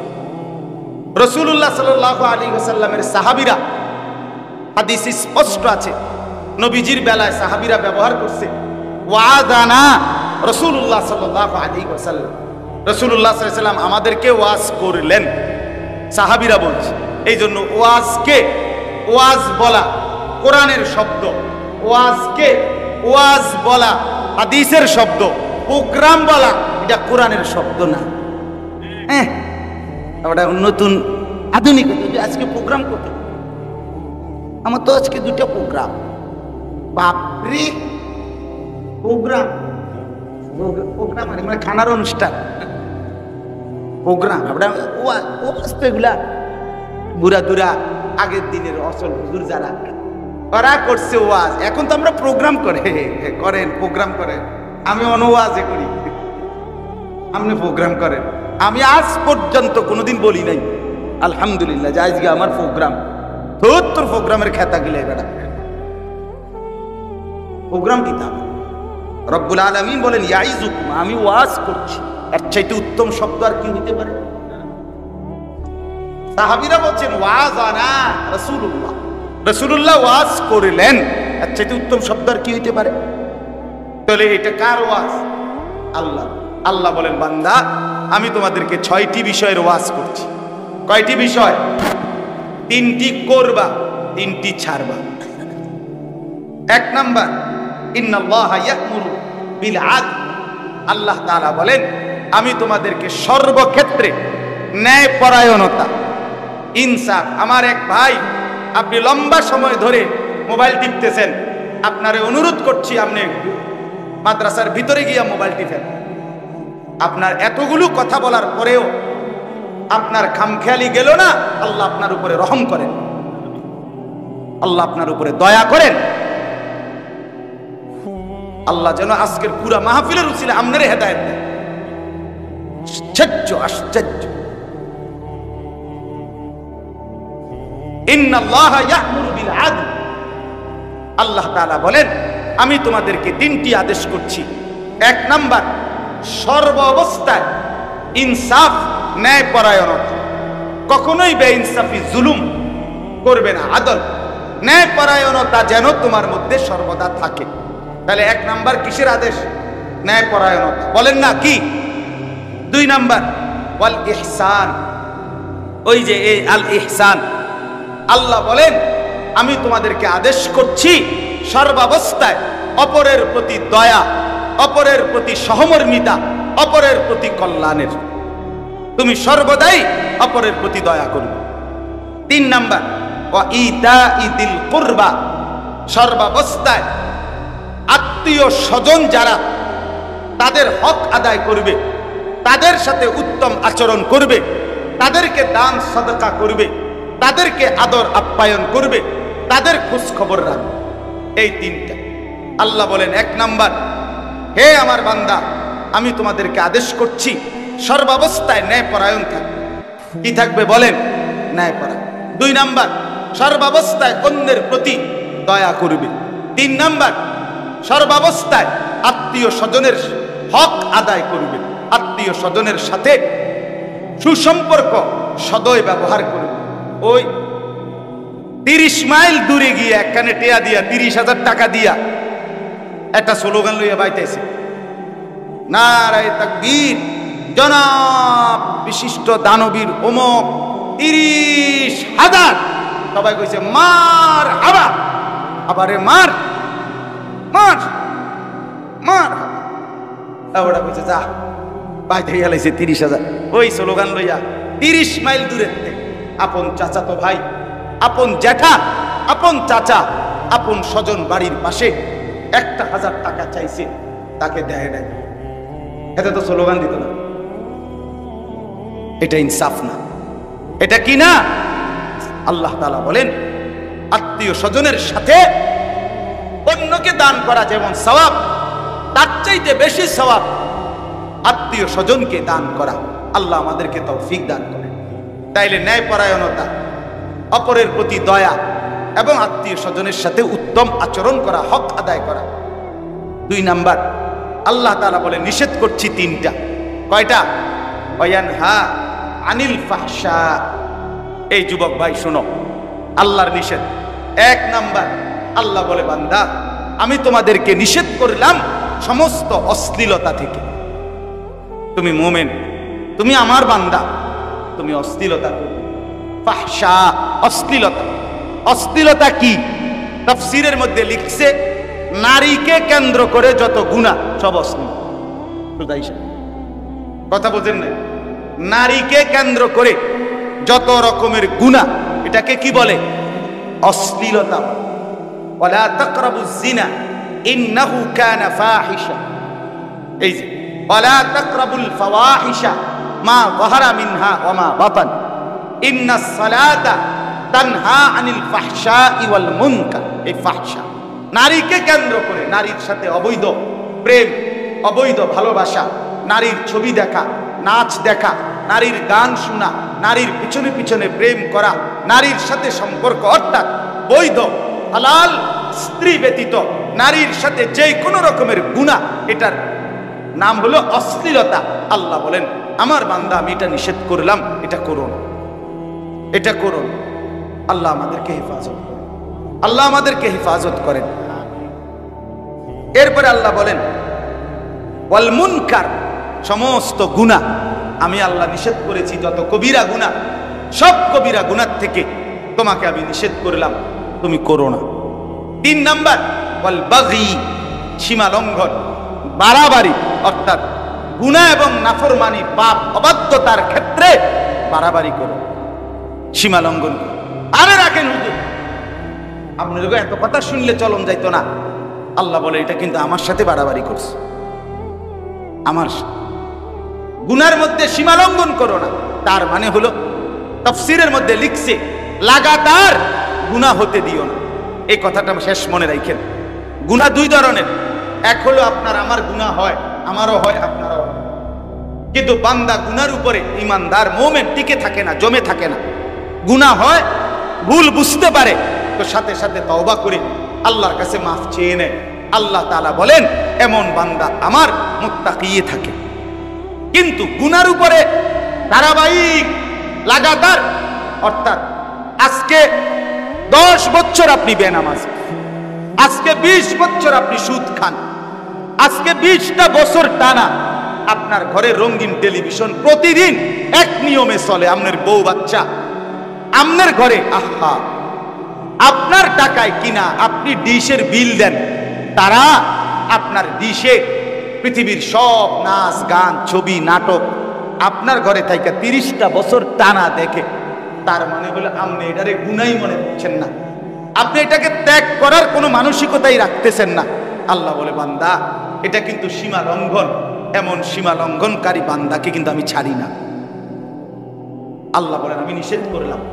তাহলে 1 নাম্বার অশ্লীলতা, 2 নাম্বার কবিরা গুনাহ, 3 নাম্বার গুনাহ এবং নাফরমানি অবাধ্যতার ক্ষেত্রে সীমা লঙ্ঘন, বাড়াবাড়ি বাড়াবাড়ি, অর্থাৎ লাগাতার লাগাতার। মুসলমানের যুবক 1 সপ্তাহ তুমি কখনোই নামাজ পড়ো না, এটা কেমন মুসলমান বাবা? এ তো বাড়াবাড়ি। কোনদিন তোমার ফজরের নামাজের কথা মনেও হয় না, এটা কেমন মুসলমান বাবা? এটা তো বাড়াবাড়ি, এটা সীমা লঙ্ঘন বাবা, এটা অনেক বড় অহংকার, অনেক বড় অহংকার। আহারে ভাইয়া একটা সেজদা দেয় নাই। এই 1 মিনিট আগে এই লোকটা ছিল 1 মিনিট আগে ফেরেশতাদের শিক্ষক, একটা সেজদা দেয় নাই। 1 মিনিট পরে এই লোকটা হয়ে গেল কিয়ামত পর্যন্তের জন্য শয়তান ইবলিস অভিশপ্ত। কয়টা সেজদা দেয় নাই? একটা সেজদা দিয়ে কি 1 রাকাত নামাজ হয়? 1 রাকাত নামাজ হইতে কয়টা সেজদা লাগে? তাইলে বলো বন্ধু, একটা সেজদা না দিলে যদি অনন্তকালের জন্য ইবলিস হয়ে যায় আল্লাহর কাছে, তো আমি আর তুমি কতগুলো সেজদা ছুটে, আমি আল্লাহর কাছে কতটা অভিশপ্ত, আমি আল্লাহর কাছে কতটা ঘৃণিত। আমার বন্ধু এই জন্য ফিকির করা যায়, ফিকির করা যায়, সীমা লঙ্ঘন না করা। তাইলে এই 6টা কথা, কয়টা কথা হলো বলেন? 1 নাম্বার আল্লাহ বলেন ন্যায়পরায়ণতার সর্বক্ষেত্রে তুমি ইনসাফ করবে, ইনসাফ যেন মুমিনের কাছ থেকে না ছুটে, আল্লাহ বলেন আমি আদেশ করলাম। 2 নাম্বার ইহসান, দয়া অপরের প্রতি তোমারে আদেশ করলাম। 3 নাম্বার আত্মীয় স্বজনের সাথে তাদের হক আদায় করা, এটার প্রতি আদেশ করলাম। আর কি নিষেধ করলাম? 3টা, অশ্লীলতা করোনা, 2 কবিরা গুনাহ করোনা, চুরি ডাকাতি জিনা ব্যভিচার মদ জুয়া সুদ ঘুষ গান বাদ্য নাটক সিনেমা বেপরদা, এগুলো সব কবিরা গুনাহ, এগুলো করোনা। আর 3 নাম্বার হলো, মানে 6 নাম্বার সীমা লঙ্ঘন করো না বান্দা, বাড়াবাড়ি করো না। আমার লোকে পারতা না বান্দা, কুলে পারতা না, পারতা না তুমি শেষ পর্যন্ত আমি একটা আছাড় দিয়া তোমার কবরে ফেলাই দেব। তুমি দেখবা বান্দা কবরের মাটি তোমার একটা লাথি দিবে, 1 লাথিতে তোমার ডান পাশের মাটি বাম দিকে চলে যাবে, বাম দিকের মাটি ডান দিকে চলে যাবে, তোমার হাড্ডিগুলো সব ভেঙ্গে চুরে ছারখার হয়ে যাবে। আল্লাহ নবী বলছে, আল্লাহ বলছে বান্দা আমার লগে বাড়াবাড়ি করো না। দুগা বাতে না খাওয়াইতে আসি, অল্প কয়দিনের হায়াত দিছি, তুমি যেই একটা মাত বড়ি শুরু করছো, তুমি মনে করছো আমি দেখিও না, আমি কিছু কইতামও না। এই বাদ দুগা খাওয়াই, ঘুম পাড়াই, আর শরীরটা একটু সুস্থ রাখছি, এতেই তুমি অহংকারী হয়ে গেলা। আমার জন্তু জানোয়ারও তো খায় পড়ে, তাদের শরীরে তো আরো শক্তি, কাজে এটা তো আশ্চর্য কিছু না বান্দা, কিন্তু আমি ছাড়বো না। ইয়া ইবাদি ফাত্তাকুন, ওই সময় পড়ছি কিনা বলে? আল্লাহ নিজে বলছে আমার বান্দা জাহান্নামের আগুনকে ভয় করো। অতএব ভাই সর্বশেষ কথা আল্লাহ বলেন ইয়াইজুকুম, আল্লাহই তোমাদেরকে ওয়াজ করছেন, লাআল্লাকুম তাযাক্কারুন, যেন তোমরা উপদেশ গ্রহণ করতে পারো, যেন তোমরা সবক হাসিল করতে পারো। অতএব প্রিয় ভাই আমার, বাপ আমার, বন্ধু আমার, জীবনটা সুন্দর করি। বলেন ইনশাআল্লাহ, বলেন ইনশাআল্লাহ। প্রিয় ভাই, আবারও বলছি, নামাজ পড়ার সিদ্ধান্ত নেই। বিশেষ করে যুবক ভাই, তোমরা অনেক করছো মাশাআল্লাহ। আমি তোমাদেরকে ভালোবাসি, তোমরাও আমারে ভালোবাসো। ভালোবাসার এই সম্পর্ক, মহব্বতের এই তাৎক্ষণিক আবেগের এই অনুভূতি শুধুই আল্লাহর জন্য। কার জন্য বলেন না? এই এলাকার অসংখ্য ছেলে আমি আসার পরে আমার সাথে যারা মুসাফা করছে, তাদের সাথে আমার জিন্দিগির এই প্রথম দেখা, ঠিক কিনা বলেন না? তাহলে এই প্রথম দেখার এই সম্পর্ক, এই আন্তরিকতা শুধুই কার জন্য? আল্লাহ, শুধুই আল্লাহ, শুধুই আল্লাহ। আমার প্রিয় বন্ধু আবু হানিফ, হাফেজ মাওলানা আবু হানিফ ভাই, সে না বললে আমি এখানে আসতাম না কোনোদিনও। এতটা ভেতরে অনুরোধ করছে যে দোস্ত, এই মাহফিল আসতেই হবে, আসতেই হবে। আমার আজকের মাহফিল অন্য জায়গায় ছিল, সোনাইমুড়ি, নোয়াখালী। আমি ওই মাহফিলে কাটাইয়া ফের হেন্দে ধরছে তো হেন্দে ধরছে, বুঝেন না? যখন যেটা বলছে তো বলছেই, এটা মাথা চাইবেই এটা। আলহামদুলিল্লাহ, আল্লাহ তৌফিক দান করেন। তো এরপর ওই মাহফিল কাইটা ওটার আরেক দিকে দিয়া, অন্য দিন দিয়া, তারপরে আমি এই ডেটে আসছি। আমার শায়েখ আসছেন, আমার উস্তাদরা আসছেন, আমার সব মুরব্বীরা আসছেন। আল্লাহ আপনাদেরকে উত্তম বিনিময় দান করেন। আমার কথা এটাই, আমরা নামাজ পড়বো তো ইনশাআল্লাহ। যুবক ভাই, 5 ওয়াক্ত নামাজ পড়বো তো ইনশাআল্লাহ। বিশেষ করে ফজরের নামাজের ব্যাপারে তুমি সিদ্ধান্ত নাও। ইয়াহুদীদের কিতাবে আছে, ইয়াহুদীদের পাদ্রীদের বক্তব্য আমি কিতাবে পড়ছি। ইয়াহুদীদের একটা কথা আছে যে মুসলমানের হাতে দুনিয়ার সমস্ত কাফের পরাজিত হবে যেদিন। শুনতেছেন সবাই? এটা তাদের পাদ্রীদের কথা। মুসলমানদের হাতে দুনিয়ার সমস্ত বেঈমানের পতন হবে সেদিন। মুসলমানদের জুমা এবং ফজরের নামাজ মুসল্লি বরাবর হবে যেদিন। কোন নামাজ? জুমা এবং ফজর। জুমা এবং ফজর বরাবর হবে যেদিন। এই জন্য ফজরের নামাজের মুসল্লি বাড়ানো দরকার, তাইলে ঈমান বাড়বে। ফজরের নামাজ মুমিনের নামাজ। নবীজি বলছে ফজর পড়তে কষ্ট হয় তাদের, মুনাফিক যারা, তাদের। এটা পরিষ্কার হাদিস, মুনাফিক। এজন্য আল্লাহ নবী সাল্লাল্লাহু আলাইহি ওয়াসাল্লাম রবিউল আউয়াল মাসের সোমবার দিন ইন্তেকাল করছে, আমরা জানি কিনা? কথা বলেন। এই নবী শেষ উম্মতকে, সাহাবীদেরকে ফজরের নামাজ সোমবারে মসজিদে নববীতে দেখে গেছে। সব সাহাবী মসজিদে হযরত আবু বকর সিদ্দিকের ইমামতিতে ফজরের নামাজ পড়ছে।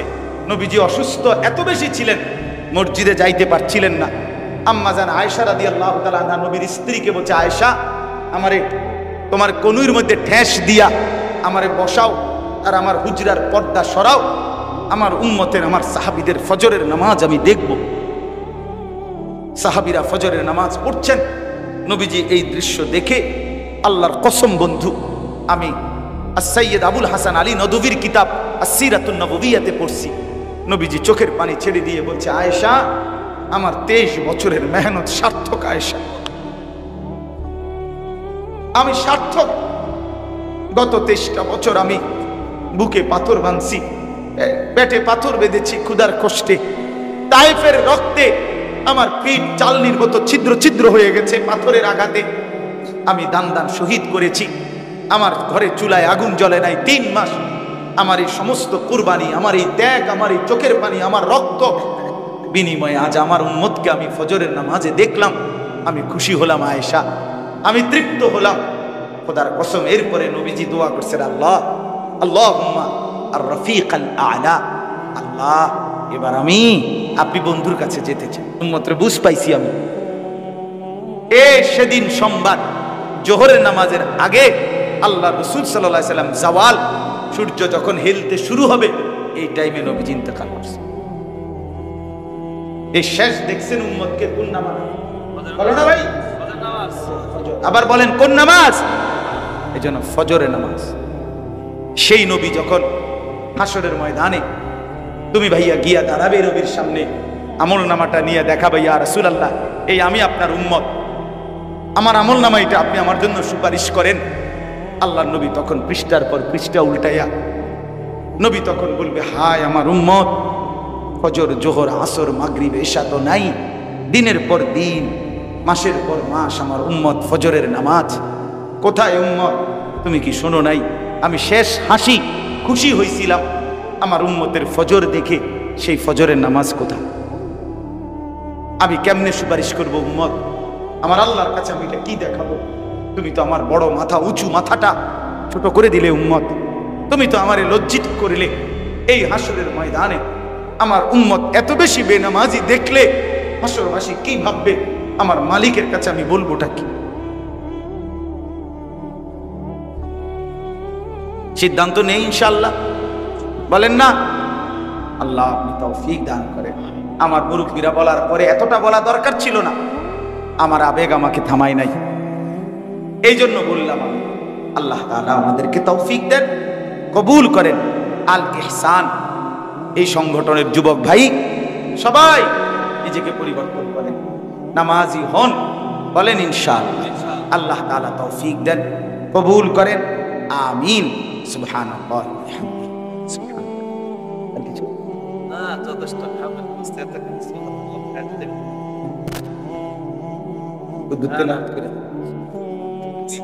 আলহামদুলিল্লাহ। আয় আল্লাহ আপনি মাফ করে দেন। রাত গভীরে মাওলা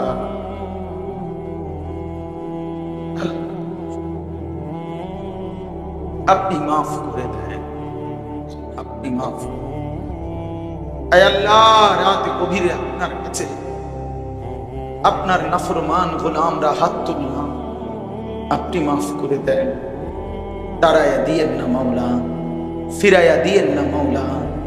আয় আল্লাহ বঞ্চিত করবেন না মাওলা, মাহরুম করবেন না মাওলা। এই যুবক ছেলেগুলোকে নামাজি বানিয়ে দেন, এই যুবকদেরকে সেজদাওয়ালা কপাল বানিয়ে দেন, কাঁদনেওয়ালা চোখ বানিয়ে দেন, আপনার অনুগত গোলাম বানিয়ে দেন, আসহাবে কাহফের ইমানদার যুবক বানিয়ে দেন, ইউসুফ আলাইহিস সালামের মতো সচ্চরিত্র যুবক বানিয়ে দেন।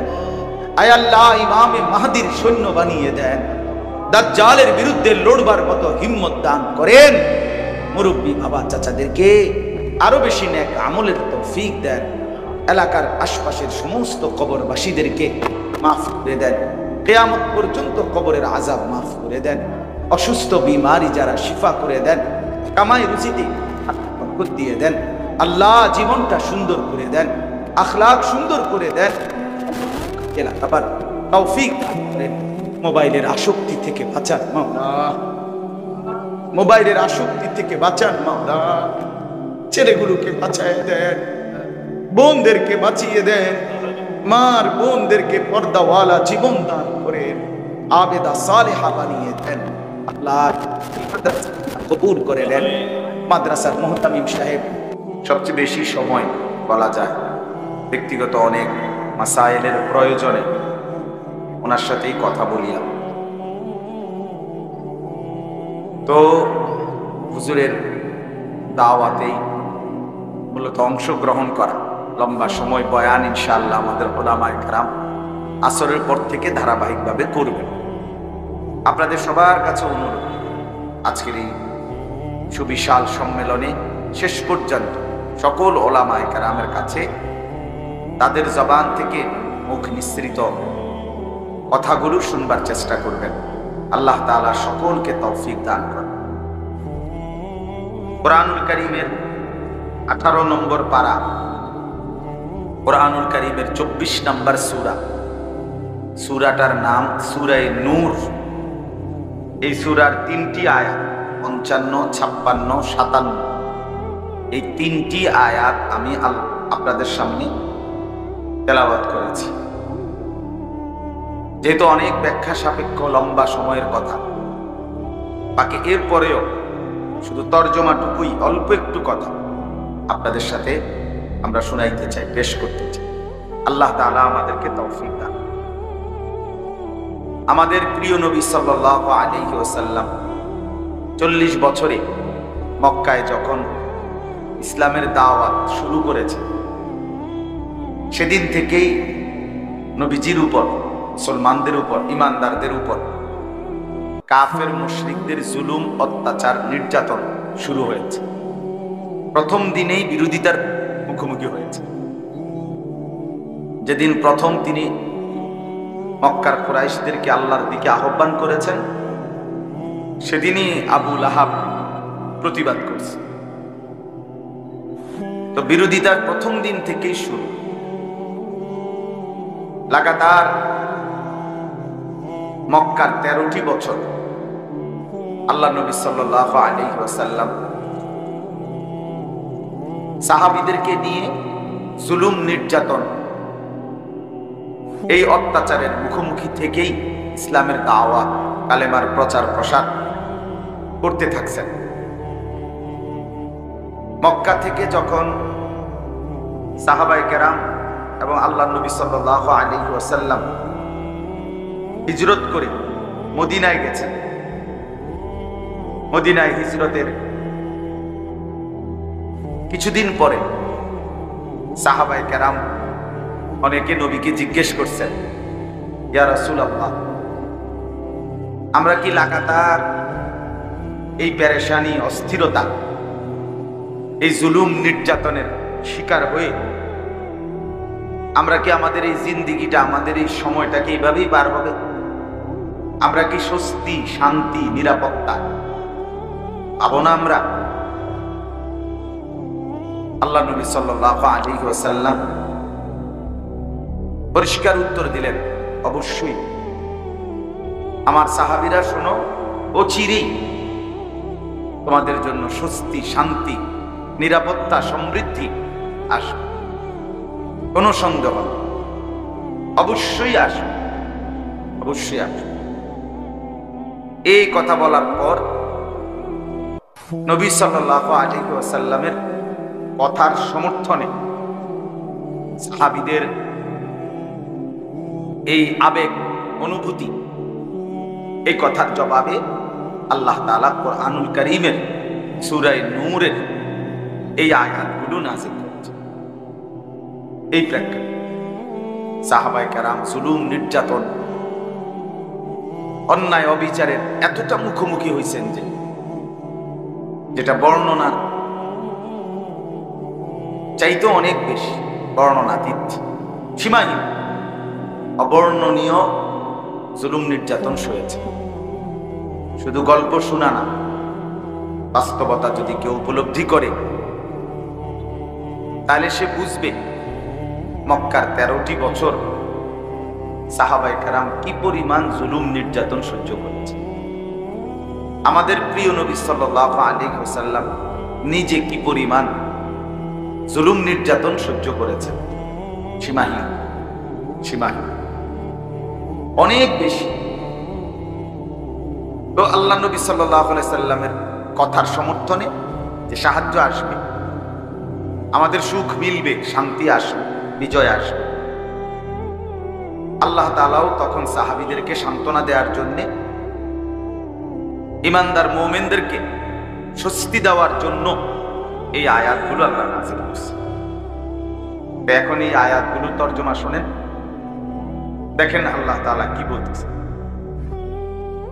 ও হাতে ধরা মোবাইলওয়ালারা হাতের থেকে মোবাইল নামান, এমনি শুনেন, এমনি চেহারার দিকে তাকাইয়া শুনেন, বরকত হবে। আল্লাহর কথা মনোযোগ দিয়ে সরাসরি তাকাইয়া শুনলে লাভ বেশি। মাঝখান দিয়ে এই মোবাইল এটারে হাতে ধরে রাখলেন, এটা একটা দেওয়াল, মানে মাঝখানে একটা ছোট্ট ওয়াল উঠানো, এমনি ধরে রাখলাম, অর্থ হইল হুজুর আমিও আপনারে দেখতারি না, আমরাও আমারে দেখতার, সমান সমান, বুঝেন না?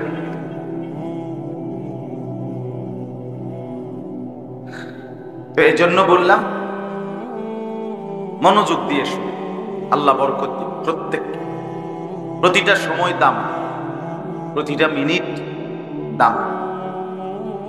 এখানে জোহরের পর, আসরের পর, মাগরিবের পর সব সময় দাম, সব সময়ই গুরুত্ব।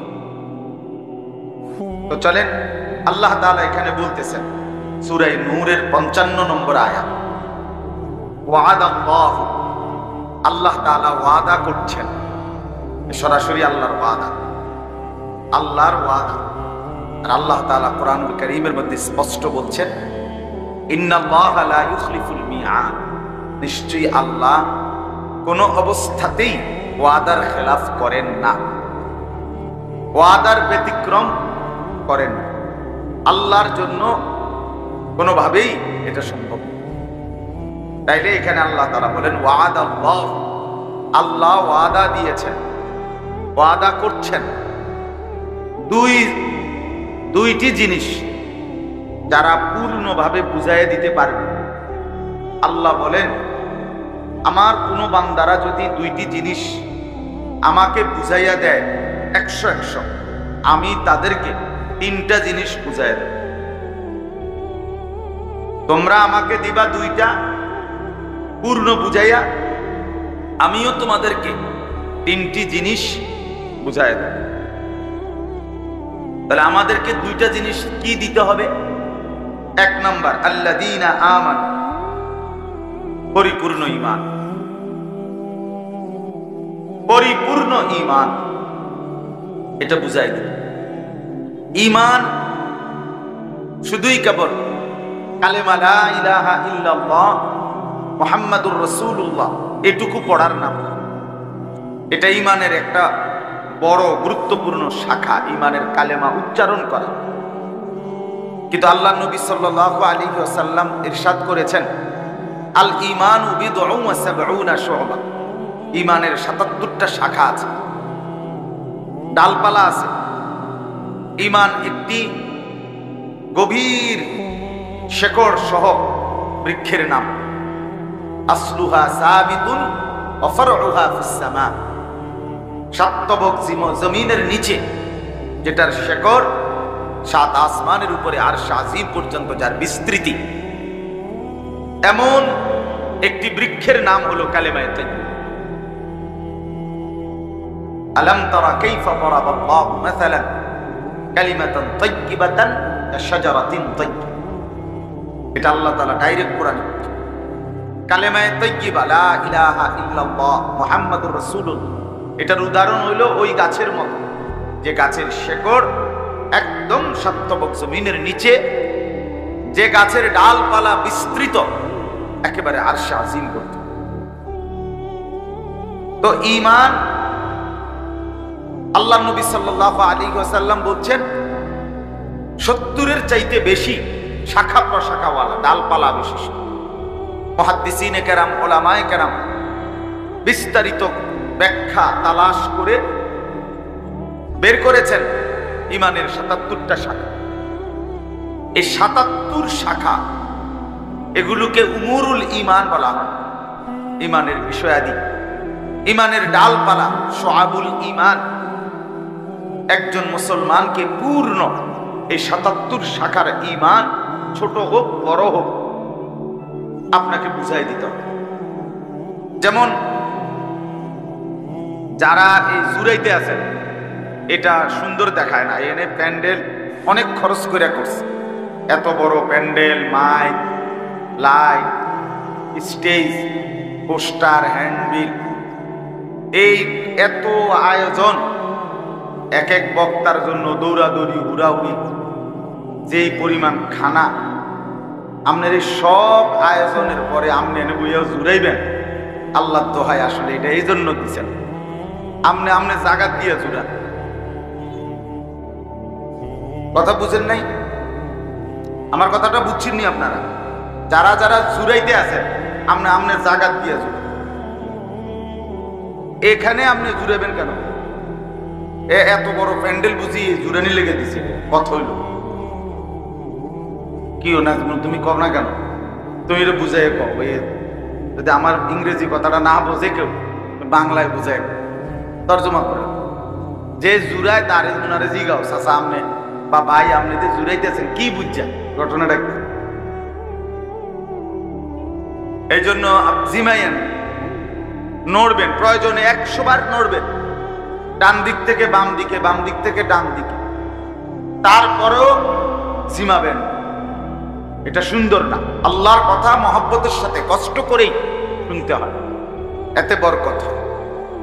চলেন তো, বলতেছিলাম 1 নাম্বার হলো পরিপূর্ণ ঈমান। কি বলেন না? পরিপূর্ণ ঈমান। ঈমানের ৭৭ শাখা, 2 ভাগে বিভক্ত। কিছু হলো করণীয়, কিছু হলো বর্জনীয়। ঈমানের কিছু করণীয় আছে, কিছু বর্জনীয় আছে। যেমন নামাজ পড়া, এটা আপনার ঈমানের অংশ। আবার হারাম না খাওয়া, এটাও আপনার ঈমানের অংশ। তাহলে কিছু গ্রহণ করবেন, কিছু ত্যাগ করবেন, এই মিলাইয়া ৭৭ শাখা। এই ৭৭ শাখা ঈমান আপনাকে পূর্ণ আল্লাহ পাকের সামনে পেশ করতে হবে, বুঝাই দিতে হবে। একদম ছোটটাও পারলেও, আমরা সাধারণ মানুষ, আমরা পাবলিক মানুষ, আমরা জেনারেল শিক্ষিত, আমরা গ্রামের মানুষ, আমরা মূর্খ সুরুক্ষ মানুষ, আমরা এত কিছু টোয়াইলে হইবনি, এই সমস্ত আলাপ করলে লাভ। আপনাকে আমাকে সকলকে ঈমানের পরিপূর্ণ হালাত ৭৭ শাখা সবগুলো বুঝাই দিতে হবে, আপনিও আমিও। এ ব্যাপারে আমারও ছাড় নাই, আপনারও ছাড়। অতিরিক্ত এলেম, গভীর এলেম, ব্যাপক জ্ঞান, ব্যাপক এলেম, ব্যাখ্যা সমৃদ্ধ এলেম, এগুলো উলামায়ে কেরামের বৈশিষ্ট্য। কিন্তু মৌলিক জেদ্দুর না হইলে আপনার আখিরাত টিকবে না, পরকালের মুক্তি মিলবে না।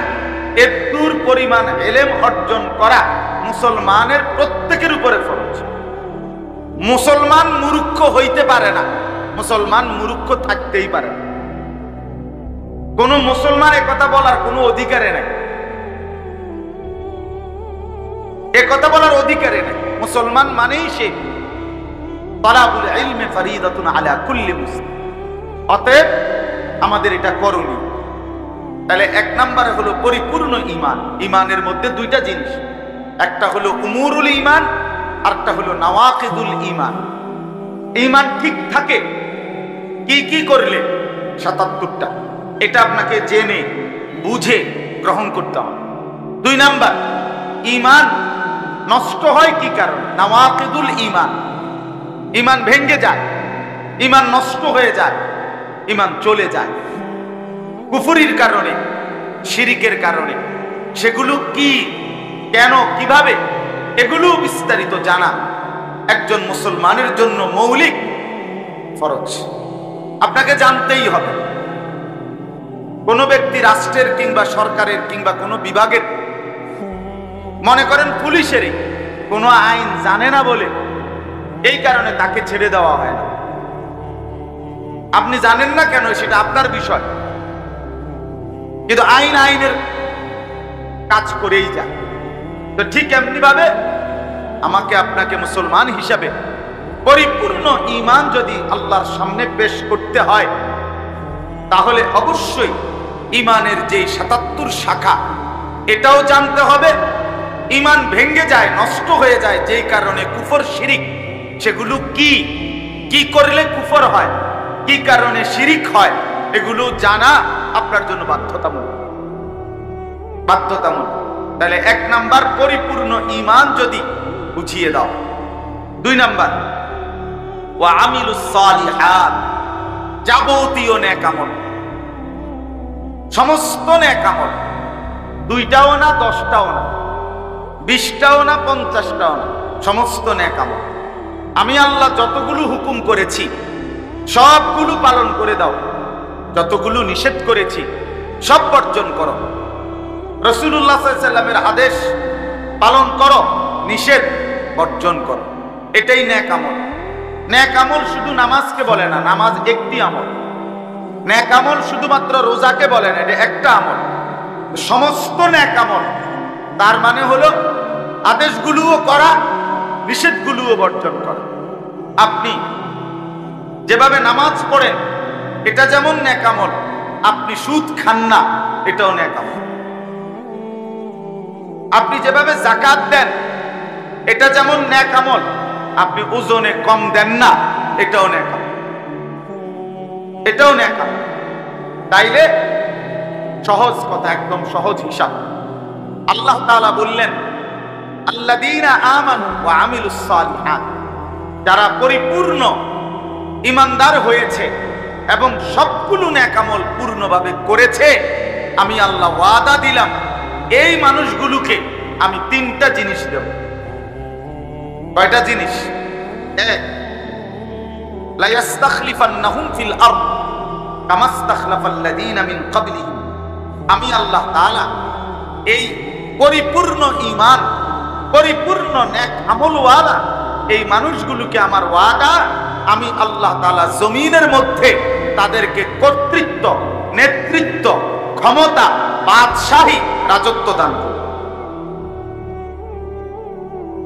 কামাস্তাখলাফাল্লাযীনা মিন ক্বাবলিহিম, ইতিপূর্বেও আমি আল্লাহ ঈমান আমল ঠিক করে দিছে যারা, তাদেরকেই আমি জমিনে নেতৃত্ব, কর্তৃত্ব দিয়েছিলাম, এবার এখনো দেব।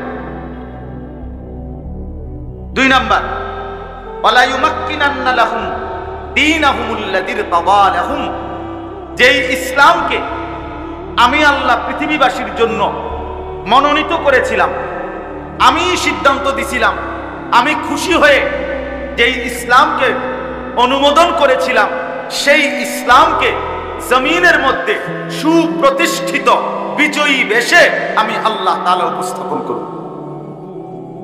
ইসলামকে প্রতিষ্ঠিত করব, ইসলামকে উচ্চ করব, ইসলামকে উন্নত করব, ইসলামকেই সমস্ত মতাদর্শের উপরে আমি আল্লাহ তাআলা সুপ্রতিষ্ঠিত করে দেব।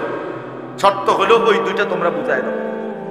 তুমি পরিপূর্ণ ঈমান বুঝায় দাও, তুমি পরিপূর্ণ নেক আমল বুঝায় দাও। 3 নাম্বার, ওয়ালা ইউবাদদিলান্নাহুম মিন বাদি খাউফিহিম আমনা। আল্লাহ বলেন 3 নম্বর পুরস্কার হলো আমি আল্লাহ এই পরিপূর্ণ ঈমান আর নেক আমলওয়ালা এই বান্দাদের অন্তরে যাবতীয় ভয় ভীতি দূর করে তাদেরকে চির শান্তি দিয়ে দেব। শান্তি দিয়ে দেব তাদের দিলের মধ্যে। আর তাফসীরে মাআরিফুল কোরআনে লিখছে যে আমি তাদেরকে ঈমান আর নেক আমল যদি পূর্ণ করতে শুরু করে, আমি আমার এই বান্দাদের অন্তরের মধ্যে দুনিয়ার সমস্ত ভয় ভীতি থেকে মুক্ত করে আমনা, শান্তি, প্রশান্তি তাদের অন্তরে, তাদের জীবনে, তাদের ঘরে, তাদের পরিবারে, তাদের জিন্দেগিতে দিয়ে দেব। ফলে তারা কি করবে? এই 3 নিয়ামত পেয়ে, 3টা নিয়ামত হলো না? 1 নাম্বার, আমি আল্লাহ তাআলা তাদেরকে জমিনে খেলাফত, শাসন কর্তৃত্ব, ক্ষমতা, রাজত্ব, বাদশাহী দিয়ে দেব। 2, ইসলামকে চির প্রতিষ্ঠিত সমস্ত মতাদর্শের উপরে ইসলামকেই প্রতিষ্ঠিত করব। 3, সমস্ত ভয় ভীতি সবকিছু দূর করে শান্তি আর নিরাপত্তা দিয়ে দেব। তখন এই শান্তি নিরাপত্তা পেয়ে, জমিনের বাদশাহী পেয়ে, ইসলামকে মনোনীত উন্নত উচ্চে পেয়ে তারা ইয়াবুদুনানি লা ইউশরিকুনা বি শাইআ, শুধু আমার বন্দেগী করতে থাকবে আর আমার সাথে কোনো কিছুকেই শরীক করবে না, নিরাপদে বন্দেগী করবে। তখন ওমান কাফারা বা'দা যালিকা ফাউলাইকা হুমুল ফাসিকুন। এই 3 নিয়ামত দেওয়ার পরেও এরপরে যে কুফরি করবে, নাফরমানি করবে, নিশ্চিত সে অবাধ্য, ফাসিক, পাপী হিসেবে গণ্য। এরপরের আয়াতের আমি একসাথে অল্প একটু কথা পরে বলবো, আগে তরজমা শেষ করব। তাহলে প্রথম আয়াতে মূল কথা শেষ, যে আমাদেরকে বুঝাই দিতে হবে 2টা, আল্লাহ দিবে কয়টা? 3টা। আমাকে দিতে হবে পরিপূর্ণ ঈমান, আমাকে বুঝাইয়া দিতে হবে পরিপূর্ণ নেক আমল। ওই গেঞ্জিওয়ালা ভাই, এখানে মোবাইল টিপো না, বাইরে গিয়ে মোবাইল টিপো। হ্যাঁ, তোমারই বলছি, তোমারই। তুমি পিছনে দেখো কেন? চলো। এরপরে আল্লাহ তাআলা আবার বলেন, ওয়া আকিমুস সালাতা ওয়া আতুজ যাকাতা ওয়া আতিউর রাসূল। আল্লাহ তাআলা বলেন, তোমরা, আবারও বলছি, তোমরা নামাজ কায়েম করো, তোমরা যাকাত প্রদান করো, ওয়া আতিউর রাসূলা, আমার রাসূলের সবগুলো কথা আনুগত্য করো, লাআল্লাকুম তুরহামুন, আমি আল্লাহ অবশ্যই জমিনে তোমাদের উপরে রহমত বর্ষণ করব, শান্তি দেব। এরপরে আল্লাহ আবারও বলছে, দেখেন এই তৃতীয় আয়াত, আল্লাহ চূড়ান্ত সান্ত্বনা আমাদেরকে দিচ্ছে, আমাদের হতাশার কোনো কারণ নাই। আল্লাহ এখানে বলছে, লা তাহসাবান্নাল্লাযীনা কাফারু মুজিজিনা ফিল আরদ। আমার বান্দা বিশ্বাস করো, ঈমানওয়ালা বান্দা, আমলওয়ালা বান্দা, তোমরা এই কথা মেনে নাও, শোনো, তোমরা কোনোভাবেই কাফেরদেরকে, বেঈমানদেরকে জমিনের মধ্যে তারাই বিজয়ী থাকবে, তারাই প্রতিষ্ঠিত থাকবে, তারাই বড়াই করবে, এটা তোমরা মোটেই ভেবো না, মোটেই ভেবো না। লা তাহসাবান্না, কোনোভাবেই এটা ভেবো না, এটা মনে করো না যে এই বেঈমানকে হটানো সম্ভব না, এই কাফেরদেরকে ধ্বংস করা সম্ভব না।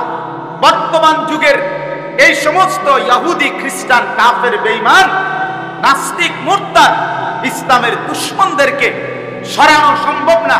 এরা টেকসই, এরা জমিনে টিকে গেছে, এরাই থাকবে ক্ষমতায়, এদের বাড়াই থাকবে, এদের অহংকার থাকবে। আল্লাহ বলে, না বান্দা, এটা মোটেই মনে করো না, আমি বললাম। লা তাহসাবান্নাল্লাযীনা কাফারু মুজিজিনা ফিল আরদ, তাদেরকে তোমরা বিজয়ী ভেবো না।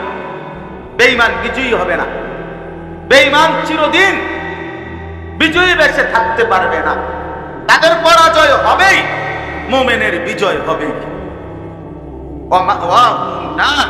আল্লাহ বলেন, এক তো বললাম দুনিয়াতে কাফের বেঈমান চিরদিন ইমানদারের উপরে বিজয়ী থাকবে না, এটা তো একটা ফয়সালা। আর আরেকটা হলো নার, সমস্ত কাফের বেঈমানের পরকালীন ঠিকানা শুধুই জাহান্নাম, শুধুই জাহান্নাম, শুধুই জাহান্নাম। ওয়ালা বিসাল মাসির, আর সেই জাহান্নাম বড় নিকৃষ্ট ঠিকানা, বড়ই নিকৃষ্ট ঠিকানা। এখন দেখেন, সময় কম দেখে আমি তাড়াতাড়ি 3 আয়াতের তর্জমা বললাম। তাহলে এই 3টি আয়াত থেকে কি বুঝলাম আমরা? আল্লাহ তাআলার ওয়াদা যে আমি আল্লাহ তাআলা জমিনে ঈমানদারদেরকে শাসন ক্ষমতা, রাজত্ব, খেলাফত, কর্তৃত্ব দান করব। আল্লাহর ওয়াদা আমি ইসলামকেই প্রতিষ্ঠিত করব। আল্লাহর ওয়াদা আমি ঈমানওয়ালা, আমলওয়ালা বান্দাদেরকে ভয় ভীতির থেকে মুক্ত করে শান্তি এবং নিরাপত্তা দান করব। এটা আল্লাহর ওয়াদা আছে কিনা এখানে বলেন। কিন্তু শর্ত হইল আল্লাহ আমাদের কাছে যে 2টা চেয়েছেন সেটা আমরা আল্লাহকে বুঝাই দেব।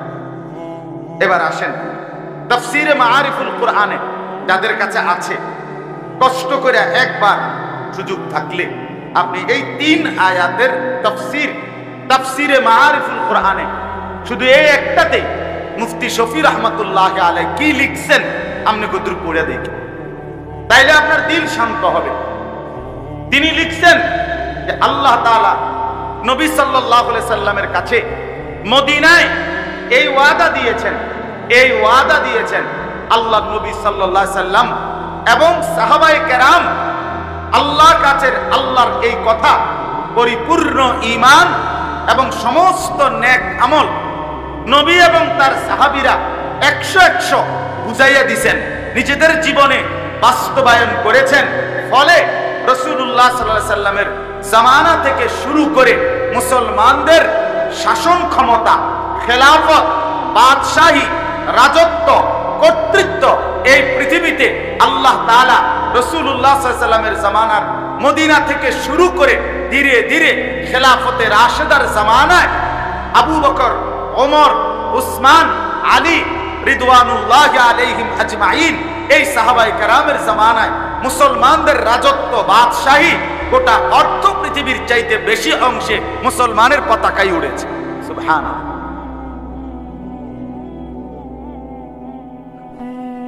আল্লাহ লা হাওলা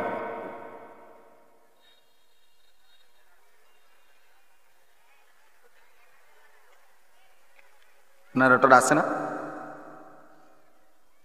আল্লাহুম্মা সাল্লি আলা